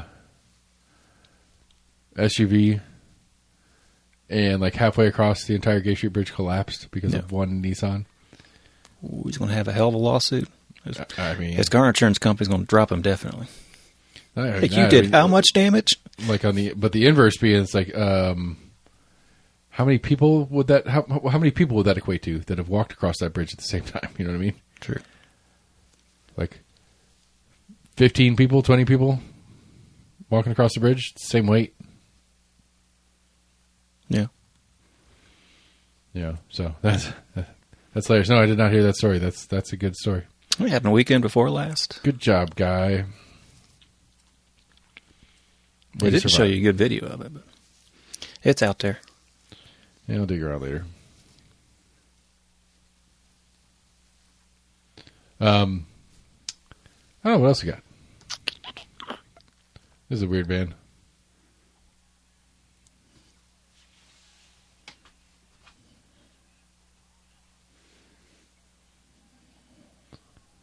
Okay. Sorry, random. I'm spastic, people. What do you want from me? Yeah, I think you showed those to me last week or something. It was a couple weeks ago, but local. So I had a weird one this week. As per usual, government entities suck at their job. I have two different ones, both hemp related. Which one do I want to start with? Okay, so do you know what a certificate of occupancy is? Not specifically, no. Okay, so there is a fire occupancy. That's the one that most people are used to. Is it what the fire department gives you? Right, so when you're doing business, you're certified that we've come up with a number. Right, you have a business and you're open to the public. The fire marshal comes in and says, this many people are enough, are how many people you're allowed to have in here at one time and it still be safe. So our north location, for example, is like 44, 45 people is our max capacity, basically. Our west store has 0. There is no number because it is not designed to, like the way we have it set up, there's no seating. It's not designed for a place and for like, although we do have on-premise consumption and other stuff like that, it is not designed to have people sit in it, so therefore it does not require one. So anyway, I'm putting my application in with TABC for our hemp retail permit, and one of the requirements on that is our certificate of occupancy. My brain goes to this fire code thing that we were talking about, and I just wasn't thinking about it, and so I text the team. I was like, hey, everybody send me a picture of your fire occupancy thing. I need that for this permit. And the West Store is like, we don't have one. I was like, well, shit, what happened to it? So I go through this big spiel and I yell at the staff. I'm like, you guys need to clean and organize, make sure we're not missing shit. Right. We need to have these things posted. It's a problem. I then call the fire marshal. I was like, hey, we lost our thing. Can we get a new thing? And they're like, what thing are you looking for? I was like, my thing that says how many people are allowed to be in here, the certificate of occupancy. It's like, well, those are two different things. I was like, what? Like, okay, so what you're asking for is your capacity, your fire marshal capacity occupancy. What your stated looking for is certificate of occupancy, which is a different thing. You get that from the building department, not from fire. I was like, oh, okay, my bad. He's like, here's the number. Call them, and they should be able to take care of you. Okay, cool. I figure, it's bureaucracy. What is bureaucracy known for? Paperwork. They keep copies of things. That's like the definition of bureaucracy, right? So I figure it's something like, hey guys, we've misplaced this.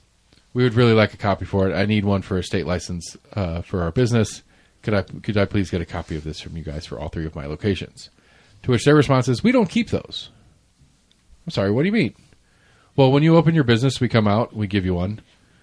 But it's really just a, hey, okay, fine, whatever, and then we're done with it. It's like, so you don't make a copy of it? Like you print one? Like you literally print it, delete it from file, hand me the printed copy. So that's it. And they're like, yeah, basically.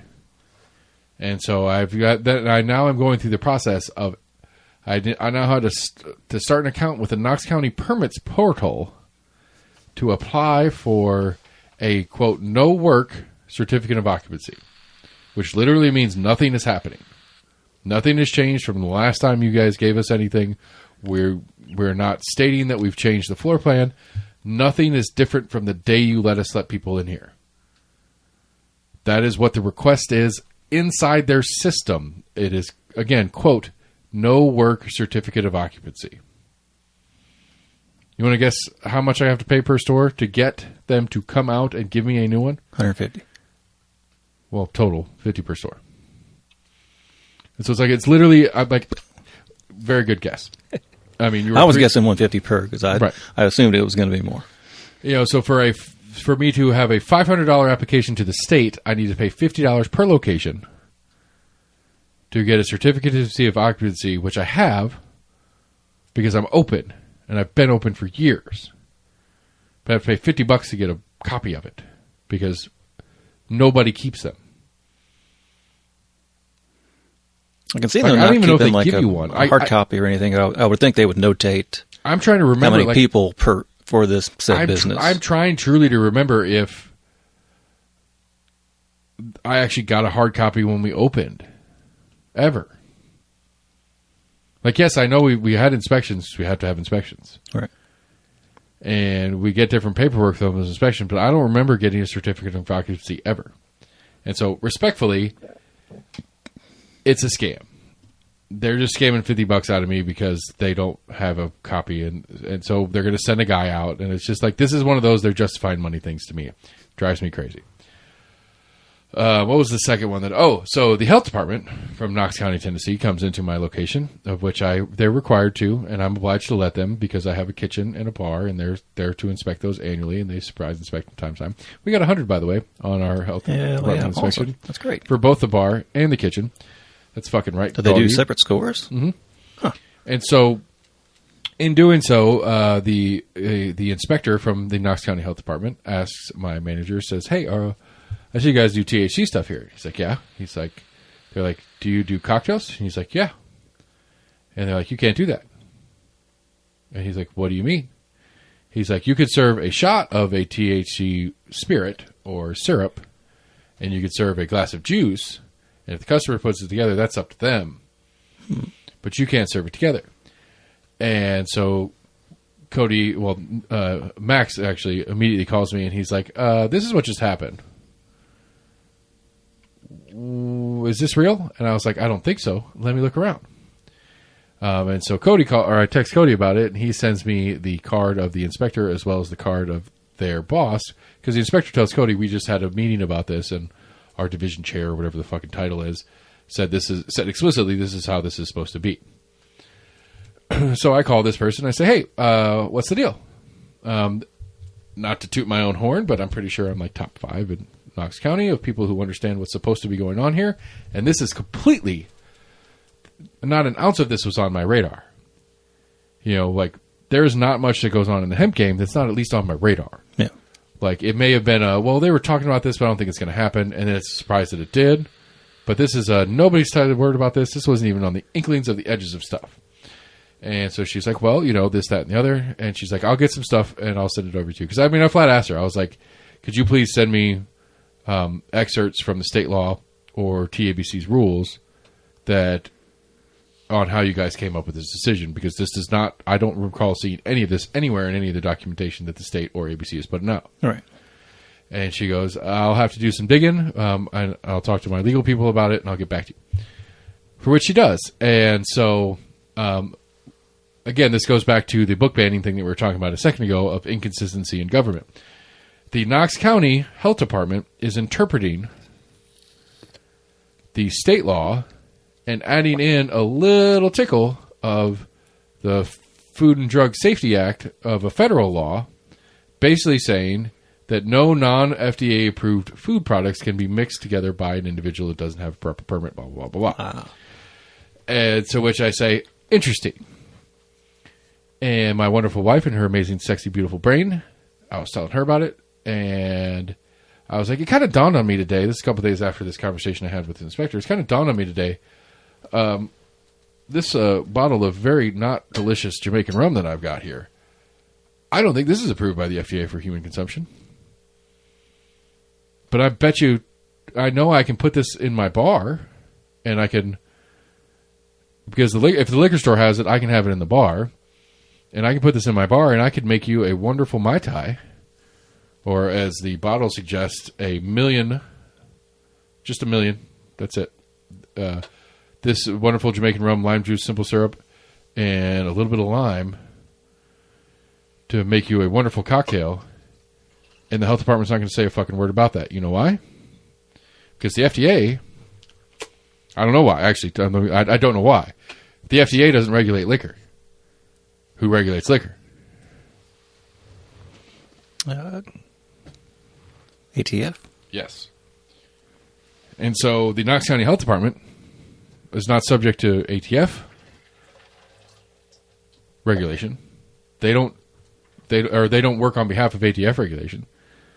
By their rule, by their statement, if the FDA, if you want to put something in somebody's drink as a business, that it has to be on the FDA approved. I think it's MEGS. Common, like I can't remember what it stands for, but it's essentially commonly used items, commonly used things in, commonly used non-damaging ingredients. It has to be either explicitly FDA approved or, let me get the quote out of here, or on the GRAS list. So under the Tennessee Food Safety Act, Rule 1200-23, CBD and THC products are classified as food additives, not food. Only food additives that are listed on the FDA generally recognized as safe list are allowed to be added to food. And so logically, within the legal framework, the health department is correct. However, Tennessee Food Safety Act, Associated Rule 1200-23. I don't know. Actually, it's probably not in there, but I'm sure in the. I'll have to go through and look at the Tennessee Food Safety Act. What does it classify Jack Daniels as? It is not going to be classified as a food additive. I guarantee you that. But I can make you a Jack and Coke all day long. Yeah. Because what I know for a fact, because I went and looked at the GRAS list, Jack Daniels is not on the list of generally recognized as safe. Because it's fucking not. Technically, right. It's not safe. We know it's not safe. It's fucking liquor. But I was saying, like, that's the argument. And it's like, that's not part of that wasn't the fucking deal, people. You're changing the rules after you made the fucking rules. Like, I've spent the last 6 months prepping for July. And one of the things I was doing to prep for July was expanding our THC cocktail list to try to make up for some of our lost sales that we're about to hit when we lose flower and we lose vape products. That's been an effort to try to mitigate the damages that is about to be done by state law to me. Right. And now, 5 weeks, 6 weeks before the fucking shit hits the fan, I now am getting told I can't do a huge chunk of what I'm hoping is going to save me from bankruptcy. I mean, you can. You just have to have them mix Mom and Dad, themselves. I love you. I love you so much, but you fucked me up so bad on making me a rule follower. Like, I really, and it fucks me up so bad because, like, I sit here and I do this and I have these fucking conversations here with you and other people about how, like, what the fuck is wrong with me? Why am I bothering with this bullshit? Fuck it. I know plenty of places that aren't even trying to pretend to even think about and understand the law that they're supposed to operate in. And they're off having a good time making good money. But I'm sweating fucking bullets, freaking out, shitting my pants, trying to figure out how to stay in business. Because you know the potential repercussions. Right. Well, fuck me. Why? Because, I mean, at least, I don't know, ABC will be a little, I hope, maybe, CYA. I don't know. But it's not cover your ass, because they don't fucking put the screws to the people that don't bother either.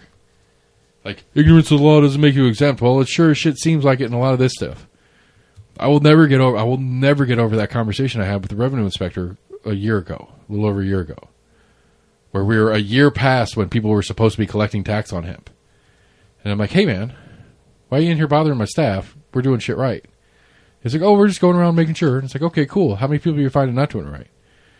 And he's like, oh, we found a few. And it's like, well, what are you doing? It's like, we're educating them on how to make sure that they're getting collecting and paying the tax correctly. You're educating them 9 months after I've been collecting taxes and pissing off my customers because I'm more expensive than these motherfuckers. For 9 months, I've been fighting this fight to do things correctly, and you catch people not doing it correctly, and you're educating them to make sure they understand that this is the law and they need to do it this way. Right. Go fuck yourself. Fuck those people. Bring out the guillotine for them. I mean, they could. I don't give a fuck. I'm over it. It's fucking bullshit. They could have just as well turned those people in, put them on a list to the Tennessee Revenue. The dude was revenue. That's what he was doing. I mean, I guess they're revenue investigators or whatever. I don't know. His explicit instructions were to go out, find places, and tell them how to do it correctly. Right. Not to bust them for doing it wrong, to tell them how to do it correctly. I mean, he could have just as well put them on a list of flagged ones of like, hey, they haven't been following this. Hey, so-and-so in this department, like, keep an eye on these people because I've given them the one chance and told them, like, hey, you got to start doing this. This is how you do it. Well, he came back and saw us a couple months later. What does that say? The people that are doing it right, he's coming back to visit. Well, they're doing the rounds to make sure. I don't know. Well, I'm sure there's some people who's like, just like the health department, it's like, okay, cool, the health department came yesterday. They're not coming for at least 6 months. I didn't see anybody get shut down. Right. So either everybody that you talk to, like, oh, yes, sir, I'll do it right. Or they just said, hey, man, we told you last time you need to do this right. And they could have shut some people down. I don't think it's not going to make the papers whenever a place like that gets shut down for doing shady shit. No, it doesn't make the papers. But it makes the rumor mill that runs in and out of my stores. People love to come in and talk that shit. Like, oh, you like people come in like one. There was one place that did get shut down because he had fucking slot machines in his back room. Mm-hmm. Not in his back room, right out in the middle of the fucking place. Damn. Like you walk in the door, like, are those slot machines? Yeah. You ask him about his hemp flower. He's like, is that weed? Yeah. Now, whether it was actual weed or whether it was THCA flower, right. I don't actually know, but he's selling it as weed. But he gets shut down for gambling machines, not for selling weed. They could have gone for both. No, you didn't they shut him charges. down for his gambling machines. That is explicitly, like, actually, we went and looked it up. Because one of my staffers loves to hang out in the 24-hour arrest log. And she found the guy. And it was something about gambling in his charges on the arrest file. Yeah. Maintaining a gambling den. You know, and it's like, and like an establishment of ill repute. It like, yeah, it makes me want to lose. Like it doesn't make me want to lose my mind. It's making me lose my mind. I'm losing my mind over this shit because I can't help it. Thank you, Mom. I can't help it. Like, I'm freaking out trying to figure out how to do it correctly. And every step of the way I'm going, this is fucking stupid. This is immoral. This shouldn't be legal. This is fucking dumb. Why is this the way the world works? And I hate every fucking second of it, but I do it. Because I can't stop myself. When the reality is, I should just throw my hands up. Like, come July 1st, I should just keep selling whatever I'm selling. And just wait to get slapped. And then when I do, see what the slap is. And, I don't know. We'll figure it out. You know, like, figure it out as it happens instead of trying to be preemptive about it. Like, why am I being preemptive about any of this? Well, there's industries that do that. They're like, I'm making more money. I'll pay that $50 fine, whatever. Right. You know, at least on paper, the paper part of it says it's pretty, like, you know, all right, you fucked up. We're not going to try to kill you, but we're going to make it sure you're serious. But, like, second and third is supposed to be pretty fucking damaging. Yeah. I probably should stop fucking running my mouth on a goddamn podcast. Probably. Because somebody's going to hear about it, and they're going to be like, oh, we need to make sure this dickhead's doing shit right. It's very possible. We need to find any excuse because he's out here talking bad about us. The state sucks. The government sucks. They suck at what they do. That's why I get angry about it. Like, it's just generic. It's just, like, it's not even pointed. Like, it's just, these are examples of why I'm right. Because I just can't wrap my head around like the local shit. This stupid fucking certificate of occupancy thing. It's like, it's fucking stupid. The entirety of your existence, Knox County City of Knoxville building codes and inspection, the entire point of your existence is paperwork. That is what you do, period. There's a paper with a checklist of what needs to happen so that you can safely allow people into your business. And then when you fill that checklist out and we go through and look at it and make sure it's correct, we say, yep, this place is safe to let people inside. Here's your certificate of occupancy. Where is it? Why would you not keep that? What logical reason would you have for destroying that document after making it? Is it close to the fire occupancy number? It's not a number. It's just literally. Oh, you were certified. You have people essentially there. What it is it's the same. As I understand it, at least, it's the commercial version of a final inspection on a home. Okay. From building, and so they say, "Did you get your electrical inspection?" Yes, and they go and look, and they see that the state, because the state does electrical inspections. I learned that because why not? Why would the county inspection office also do county electrical inspections? Of course, the state does those. The actual building inspector does the building, does the insulation, does the framing inspection, does the plumbing inspection. Are all these inspections done? All these sub-inspections done? Check, check, check, check, check, check, check, check. Okay, all these have been done. All the parts and pieces are in place. Check. Here's your final. This is your final, and we now certify that you can occupy this building. Because like right now, technically, the building I have in my backyard, if I went and put a bed in there, I'm breaking the law. If I went and slept in there, like if I get real drunk and decided that instead of going to bed tonight, I wanted to go paint some walls, and in painting the walls, the fumes and alcohol combine, and I just pass out on the floor and I sleep in there. And I'm just going to rest my eyes for a second. Right, and somebody comes in and says, "Are you sleeping in here?"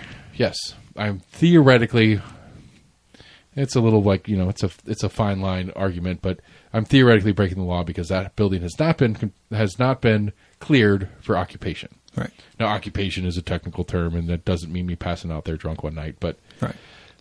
the hypothetical stands. If I put a bed in there because me and the missus got in a fight, and she kicks me out, and I got nowhere else to go, and I still got to finish building that motherfucker anyway, and I go put a bed in there, and I'm sleeping in there and finishing working on the house, I am breaking county code. I'm living in there's a couple of different codes breaking, but the moral of the story version of it is it has not been approved for habitation. Right. And so the commercial version of that is a certificate of occupancy saying you've gotten all the things done that you're supposed to get done. This place is safe to have your employees as well as the general public come in and use your business. That's what the certificate of occupancy is. However, it is not one that you're supposed to post. Like you have to post your business license. You have to post your fire occupancy number. Right. You have to post your state tax license. I have to post my hemp permit to sell hemp. And like there's a number of that you have to. The certificate of occupancy is not one that you have to have posted in an inconspicuous place. So I don't remember it being a document that was handed to me by an inspector when we opened the business. Right. It may have been. I'm not saying it wasn't. I just don't recall it. But it was not one that's on the list that you have to post to the wall. It just boggles my mind that they don't have a fucking copy of it. Honestly, I think they do. I think they have it on file somewhere. They just have to dig it out. But it's an excuse for them to charge a fee and keep their guys busy doing stuff. And they're going to send them out and they're going to walk around. I don't even know what the fuck. Like, I don't even know if they're going to send them out because it's no work. Nothing changed. But they're also asking me to resubmit drawings and do other shit that's like all this shit exists to you. That's all you fucking do. That's why you have buildings and buildings and buildings. Knox County, I'm sure somebody knows the answer to this. But I'm gonna guess hundreds of thousands, if not millions of square feet of Knox County property are dedicated to file storage throughout the county in all the different buildings they have. Yeah. And that would be from pre-digit to date. Like I would say nowadays it's mostly digitized. I bet you there's a significant percentage of the Knox County or the city county building that is literally just filing cabinets stacked up on top of each other. Yeah. So I said there's a number of things you probably do have to keep. You can keep a digitized version of it, but you probably have to keep a hard copy for at least so many years or whatever. But it's still but again, I haven't been in business for 50 fucking years. There's a digital copy. There's no fucking way there isn't a digital copy somewhere in the city system. Now, did they change systems over the years and it didn't get brought along with it? Yeah, maybe.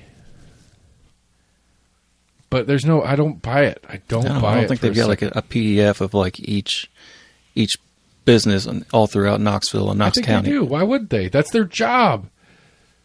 Go to the clerk's office. All they do, go to the county clerk's office. They're like the Sherry Witt on a digital file somewhere has my marriage certificate. Right? Knox County has at least a digital copy of both my kids' birth certificates. Right? They issued them. My kids turn, this house burns down and all the files that I have in this house go with it. And I got to go and seek out copies of birth certificates for my kids so they can be adults and get licenses and permits. You had to go through the hospital. Huh? I always thought you had to go through the hospital for that. That hospital's gone, bro. It's the police department now. Right. Who is legally responsible? Like, I don't think the hospital is legally responsible to hold those files after they go defunct. Where do those files go when a hospital goes out of business? Whoever buys that hospital. In this case, the city did, but not because of that. The city's whoever bought that entity of the hospital. Was it Covenant or whatever? Nobody buys it. What if nobody buys it? That example, you're right. Covenant or whatever bought all of those. Point is, your Social Security card, your birth certificate, all those things. Those are state documents. Those are not. Those are held by the state. You're right. I think I'm mixing them up with just medical records in general. Right. And so, anyway, I don't know. The long story short, the point is, like, that is why these things exist. These things exist to have record. Like, so that we can go and we can go back in time. Some reporter can go out and dig out and go, oh, these are the things, and this is public record on this business entity, on this individual, on whatever it is. Like, like, what is the point of building inspections? Like on a truly altruistic, like functional, like realistically, like, why do we have building inspectors in Knox County? To ensure that the building is safe. Okay, so as part of the process for opening a business and doing construction on the business so that you can let people into your business, we have this system in place to check to make sure that the work is done correctly and that it's safe for people to come and go and blah, blah, blah, blah, blah. Prove it. Prove that it's been inspected? Yeah. Yeah. Okay. The way to prove that is the piece of paper. Or the digital piece of paper that you go on and there's a file somewhere that says this business has been inspected by this person and has been approved for occupancy. That's it. Well, okay, maybe the better example would be, okay, so something weird happens. A ceiling panel falls off and falls down and hits somebody, and we have a lawsuit and all these different things are going down. And the insurance company that represents the business says, well, we were inspected. We did everything we were supposed to do. That's a freak occurrence. Yes, we will pay some level of their medical coverage, but like the amount that they're suing for is above and beyond. And the lawsuit is alleging that it was negligence and this, that, and the other. And it's like, well, no, it wasn't negligence. We did it to the standard of the county. They came out and inspected it. Well, of course they inspected it. I had to be inspected to open my business. What's the point of all this if we don't have the records proving that it happened? That's the gist of my point. It's like all of these things are to have proof of things having happened. And if the agency that is in charge of giving that proof doesn't have the proof, then what's the point? So, let's say somebody comes in and they allege that there's some code violation, that it's unsafe in our business. And they call the police or whoever you call when you allege those things. All right. Like, I understand it's easier on the residential side. Like, my neighbor calls and says, you can't build that building there. Well, sure I can. Here's my proof. Well, okay, I don't have proof, but you have to prove that I was the one doing the wrong thing, whatever. You know, it's like somebody's got, I don't, whatever. I'm sorry. I'm ranting. It's not very nice. I'm ranting on it, but it's just, it seems ridiculous to me that literally, like, the majority of the point of the zoning office, of the building inspector's office, of all these different codes enforcements and stuff like that, the majority of the point of them is to have records of they went out and did the thing that they are charged with doing by the community. Building inspection exists because the community says, hey, we want to make sure that the buildings we go into are safe for us to go into. Please make sure they're safe for us. Okay, we'll do that. How do we do that? By inspecting it and showing you that we inspected it. All right. I'm trying to remember, doesn't the fire one have the number like handwritten into it? No.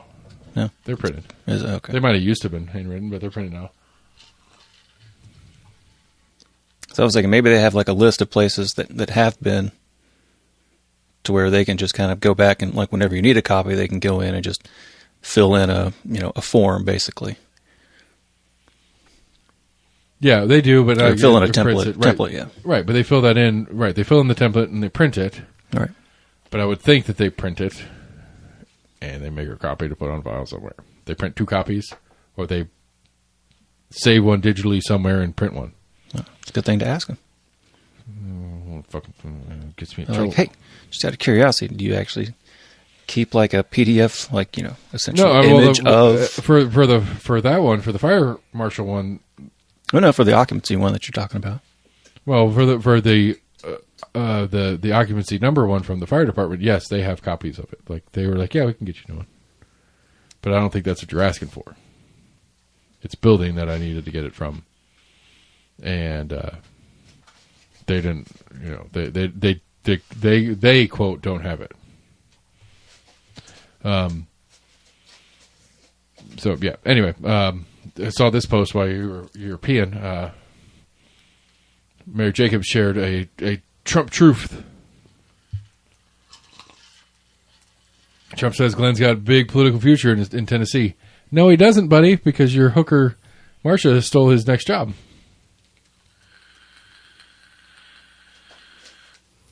Which actually, that lends some credence to my theory of the case. Like, what's my theory on what's going on? Well, I mean, if he temporarily and then ran for her current Senate seat, I mean, he's still representing Tennessee. So yeah, that's what I'm saying. He's going to right. That lends credence to he's going to get appointed to cover the remainder of her term. Yeah. I need to get buddy with him before he goes to be senator. I'm so mad at Tim Burchett. Big ask. I'm so mad at Tim Burchett because he keeps doing stuff that I like. Like he was on Rogan. Did you listen to Rogan? Like he was great. I saw a couple clips. He was great on Rogan. Like he had some great bits on Rogan. I mean, he had some great bits on Rogan. Like he talked, like I mean, Rogan goes on the alien stuff a lot. Burchett's a big alien guy, and whatever, it's fine. But I mean, he talks a lot of shit about a lot of stuff, about a lot of the real fucking problems. Like it's like, god damn it, like he talks about he's what was his daggone, everybody likes to talk about Nancy Pelosi and how much she does that trading stuff or whatever. Daggone, she's not even top 10. And it's like, man, I like that. I like you getting mad. Like I like that's a complaint from you. All right. It's too bad that you're like one of 6, and at least 2 of the other 6 have now been primaried out of their seats. I'm mad about Massey. Massey's my champ. Massey 28. I'm in 100%. Not Becky. Thomas. Kentucky. No, Massey. Thomas Massey. Okay. Gotcha. Yeah. Now, what did I say? Did I say Massey? No, you did say Massey. Sorry. Okay. Yeah, but not my girl Becky. Yeah. My dude, my gangsta, Thomas, who should have been Ron Paul's son, because Rand Paul's not there. I want to say I saw an article that was saying that was like the most expensive congressional primary ever. Yes. As far as money spent, I'm assuming I don't know if that was just between those two combined or. Yes. Yeah. I mean, Hexeth came down and did a speech. It was funny that like whoever is spokesperson for the U.S. government or whatever, and was from the White House, they're like, oh, he was doing that in his personal capacity. It's like, I don't think anybody differentiated that the Secretary of Defense was down here campaigning. Look, I mean, it's. I don't know how close it was. It wasn't. That's the sad part. It's gross. Massey's concession speech was awesome. He's like, I'm sorry it took me a while to get out here. I called to concede, and it took me a while to find him. Because his whole campaign was like, he won't debate me, he won't come out in public with me. He had a great bit on something where he was talking about, it's like, you know, these are the issues, these are the stuff. Like, it's like, I have no issues with this person as an individual, but like, he has no stance, he has no platform or anything. The only thing he has is a bunch of money from a bunch of people. Right. And, you know, because like, apparently it was a debate that they were invited to, and Massey showed up and the other guy didn't. And so, like, one of the questions was like, why don't you think he showed up? And it's like, blah, and like he just fucking pardoned. Like, Massey's a champ. I just agree. Like, I take that back on that job position and stuff like that. He's as good as it gets to me, because the party doesn't matter. This is what I ran on. This is what I elected to do. I mean, fucking Trump ran on it. You know, like the Epstein stuff is not cool. We're gonna figure this out. Right. Let it out. You said you're going to let it out. My people told me that they want to let it out now. Yeah. And that was it. I helped get that done. Like, what did I fuck up? Right. I did what you asked me to do. But apparently he's anti-Semitic. So that's where we're at. Like that, I mean, like that, I don't know. Like, that's the problem with Burchett is that, like, I wish it was easier to just completely hate Burchett. That's my problem. Because I don't like him on a lot of stuff. But I like him on some stuff. Yeah. And I guess I can appreciate that he's trying to go after some waste. Well, I guess on the grand scheme of on the grand scheme of things, on the priority list of things, I like where Burchett's at. I like that he doesn't he's like, we got to stop spending money. Now, he's not quite vocal enough on it, and he's certainly not persuading anybody to get on board. And he's figured out how to navigate. We'll see. Maybe in the 28th cycle, when he's back on the ballot, he'll have pissed off Trump. Doubtful. Because so far he's been pretty good about like kind of dancing on it. But he doesn't like I don't know. We'll see if he votes against, because he's pretty vocal about the Epstein stuff too, not as much as Massey was. I don't know where he voted on it. I don't know. I like transparency arguments. That's my preference. Like, just transparency, period. It shouldn't exist. So the other one that I didn't want to do, this goes to the national stuff. Probably a good one to close on, because this might take forever, or we might cut it short because I might go crazy. We talked a little bit about it. The Southern Poverty Law Center lawsuit. Right. Not lawsuit, but getting investigated. Yeah. I won't say I've changed my stance on it, but I've been thinking about it a little bit more. I don't mind the premise of them doing it. I really don't. I really don't care that they did it. They were paying informants. Yeah. I just, again, it's like, I think, I don't know. Like, I'm trying to think, because I'm trying to think of, like, do it the other way. I mean, local law enforcement and federal law enforcement does it. Fuck law, but outside of law enforcement, let's do it the other way. Do like, if I were like a white nationalist group, and I paid people to spy on the Southern Poverty Law Center and inform on what they're doing and what they're up to, would that be a problem? Say it again, sorry. If you were a white supremacist group. Right. If I were like if I were like a white supremacist group, and I was, out there advocating, doing what we do, whatever, however we go about our business, but inside our thing with, we're getting donations from other like-minded people that are supporting our cause and that kind of stuff. And I were paying people to go spy on the Southern Poverty Law Center and NAACP and Antifa. Like, Antifa's a bad example. Yeah. But just any group that is opposed to me but not illegal,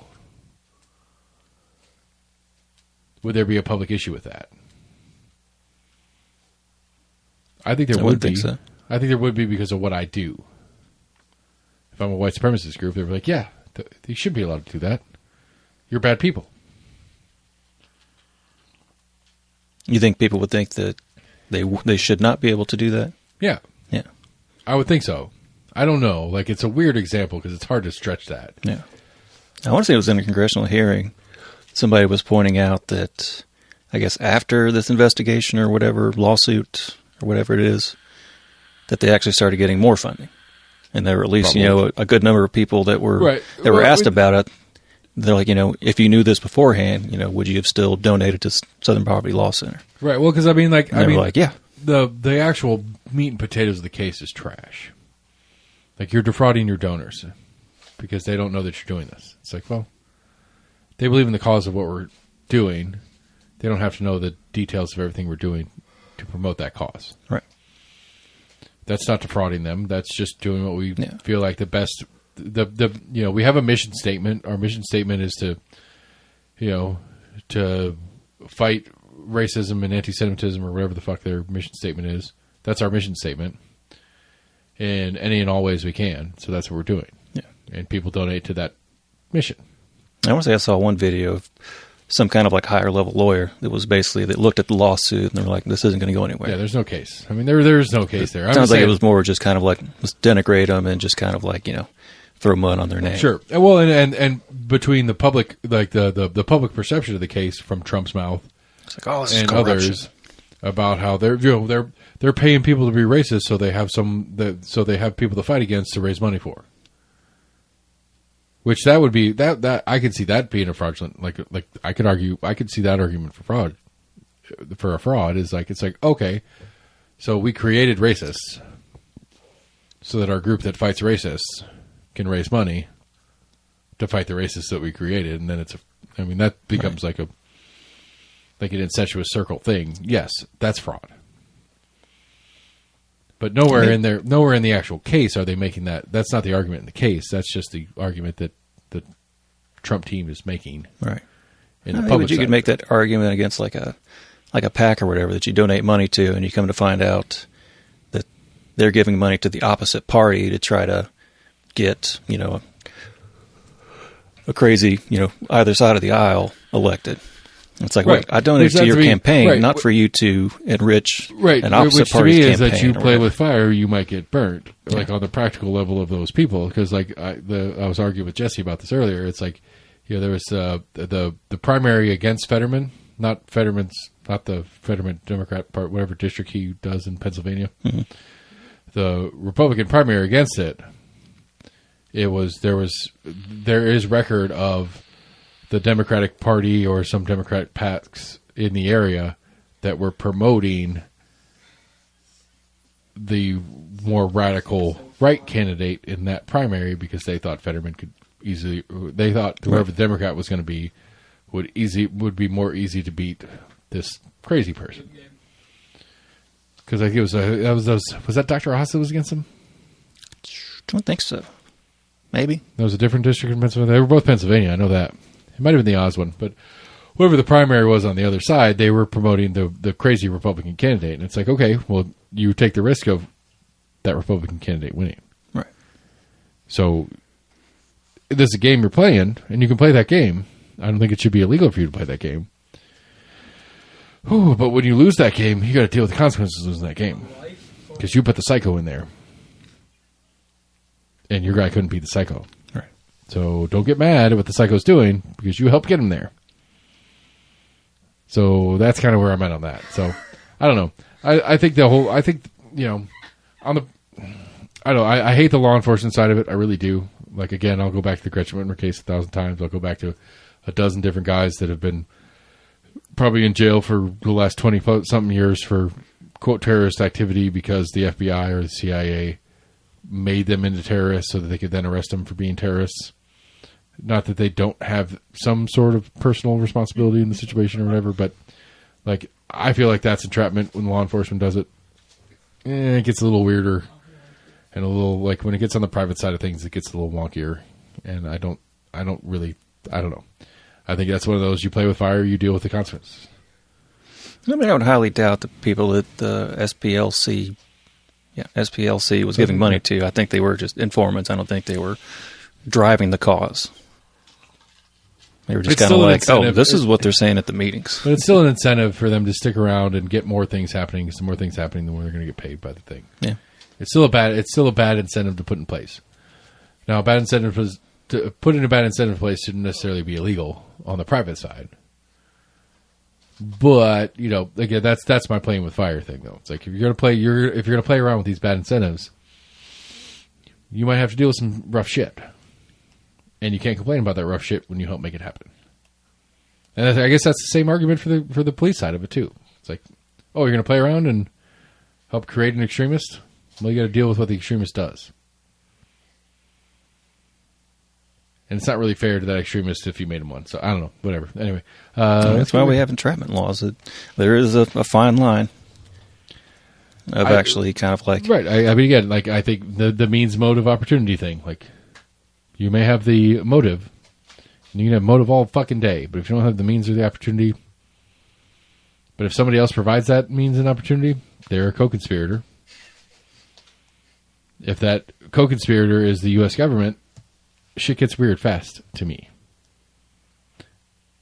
That's where I get stuck on those kind of things. Anyway, weird. What happened to my button? Stuck.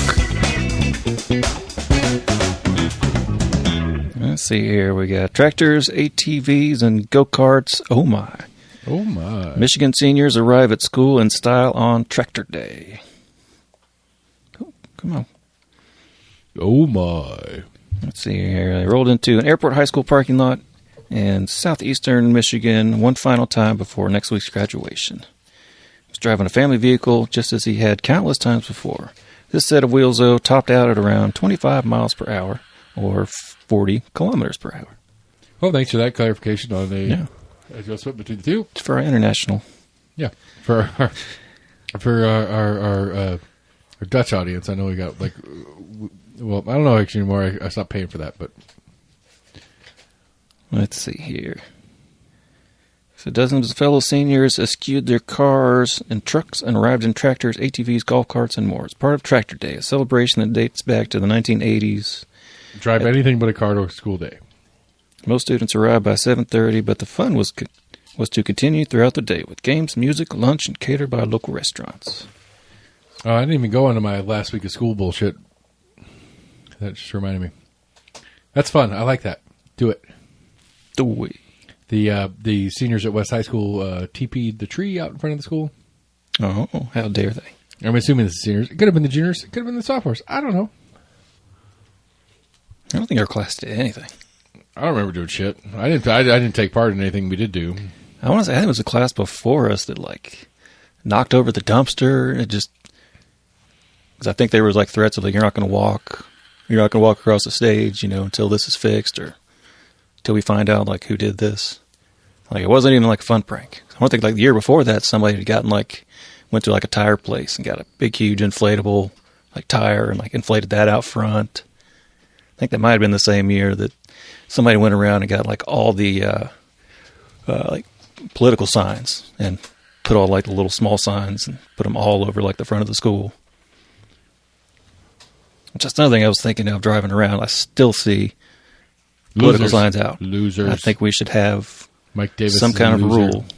There is a rule. No matter if you win or lose, you got to go get your shit. There is a rule. My favorite one is that it is a rule that you must collect your sign from the polling place. It's before 6 or 7 a.m. the following day. Yeah. And so the polling place for me is Rocky Hill Elementary School. And my kids went to Rocky Hill Elementary School. And when I was dropping my kids off on Wednesday morning after Election Day at Rocky Hill Elementary School, there were many signs still out. And I remember joking with the principal and saying, "Hey, why you got all these signs still out?" And she's like, "I don't know. They didn't pick them up." Get on them, Chris. Well, the long and short of it is there's no real punishment. Right. There's no real consequence for it. So I'm going to make punishment for it. Littering's what, $1,000 fine, something like that? Essentially what it is. Yeah, I mean... It's on public property, easements. that your campaign contribution goes to paying fines because you don't pick up your signs in time. I mean, I'll give a little leeway. There's a lot of polling places, especially if you're in a county-wide race. You got to get out there to all those places and get it picked up. Like, again, logistics, buddy. I'll pay you for it. I'll pay you to be my campaign manager and deal with this crap for me. I just don't want to do it. Wink, wink. Say no more. Nothing? Nudge, nudge. No response? Okay.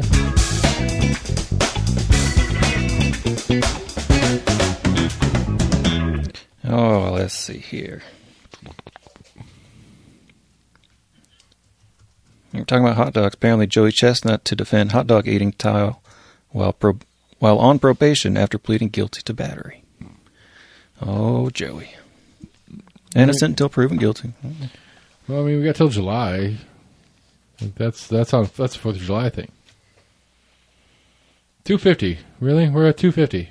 I think he won. I think it was the same day as the soapbox derby down in World's Fair Park. They had like a bologna eating contest that I'm pretty sure he won.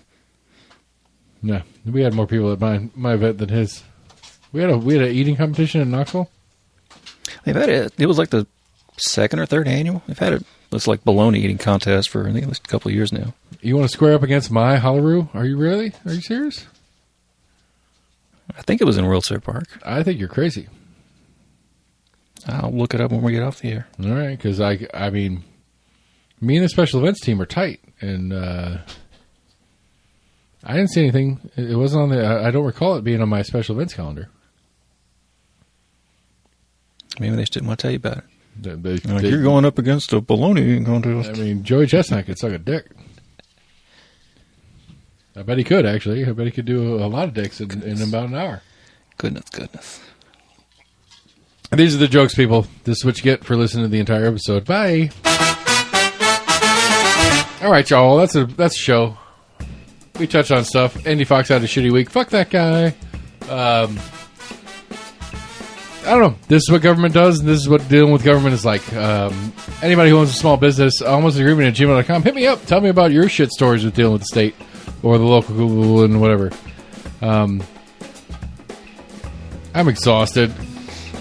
It won't stop. Like, I can't figure out how to, like, I don't know. I don't know what happened.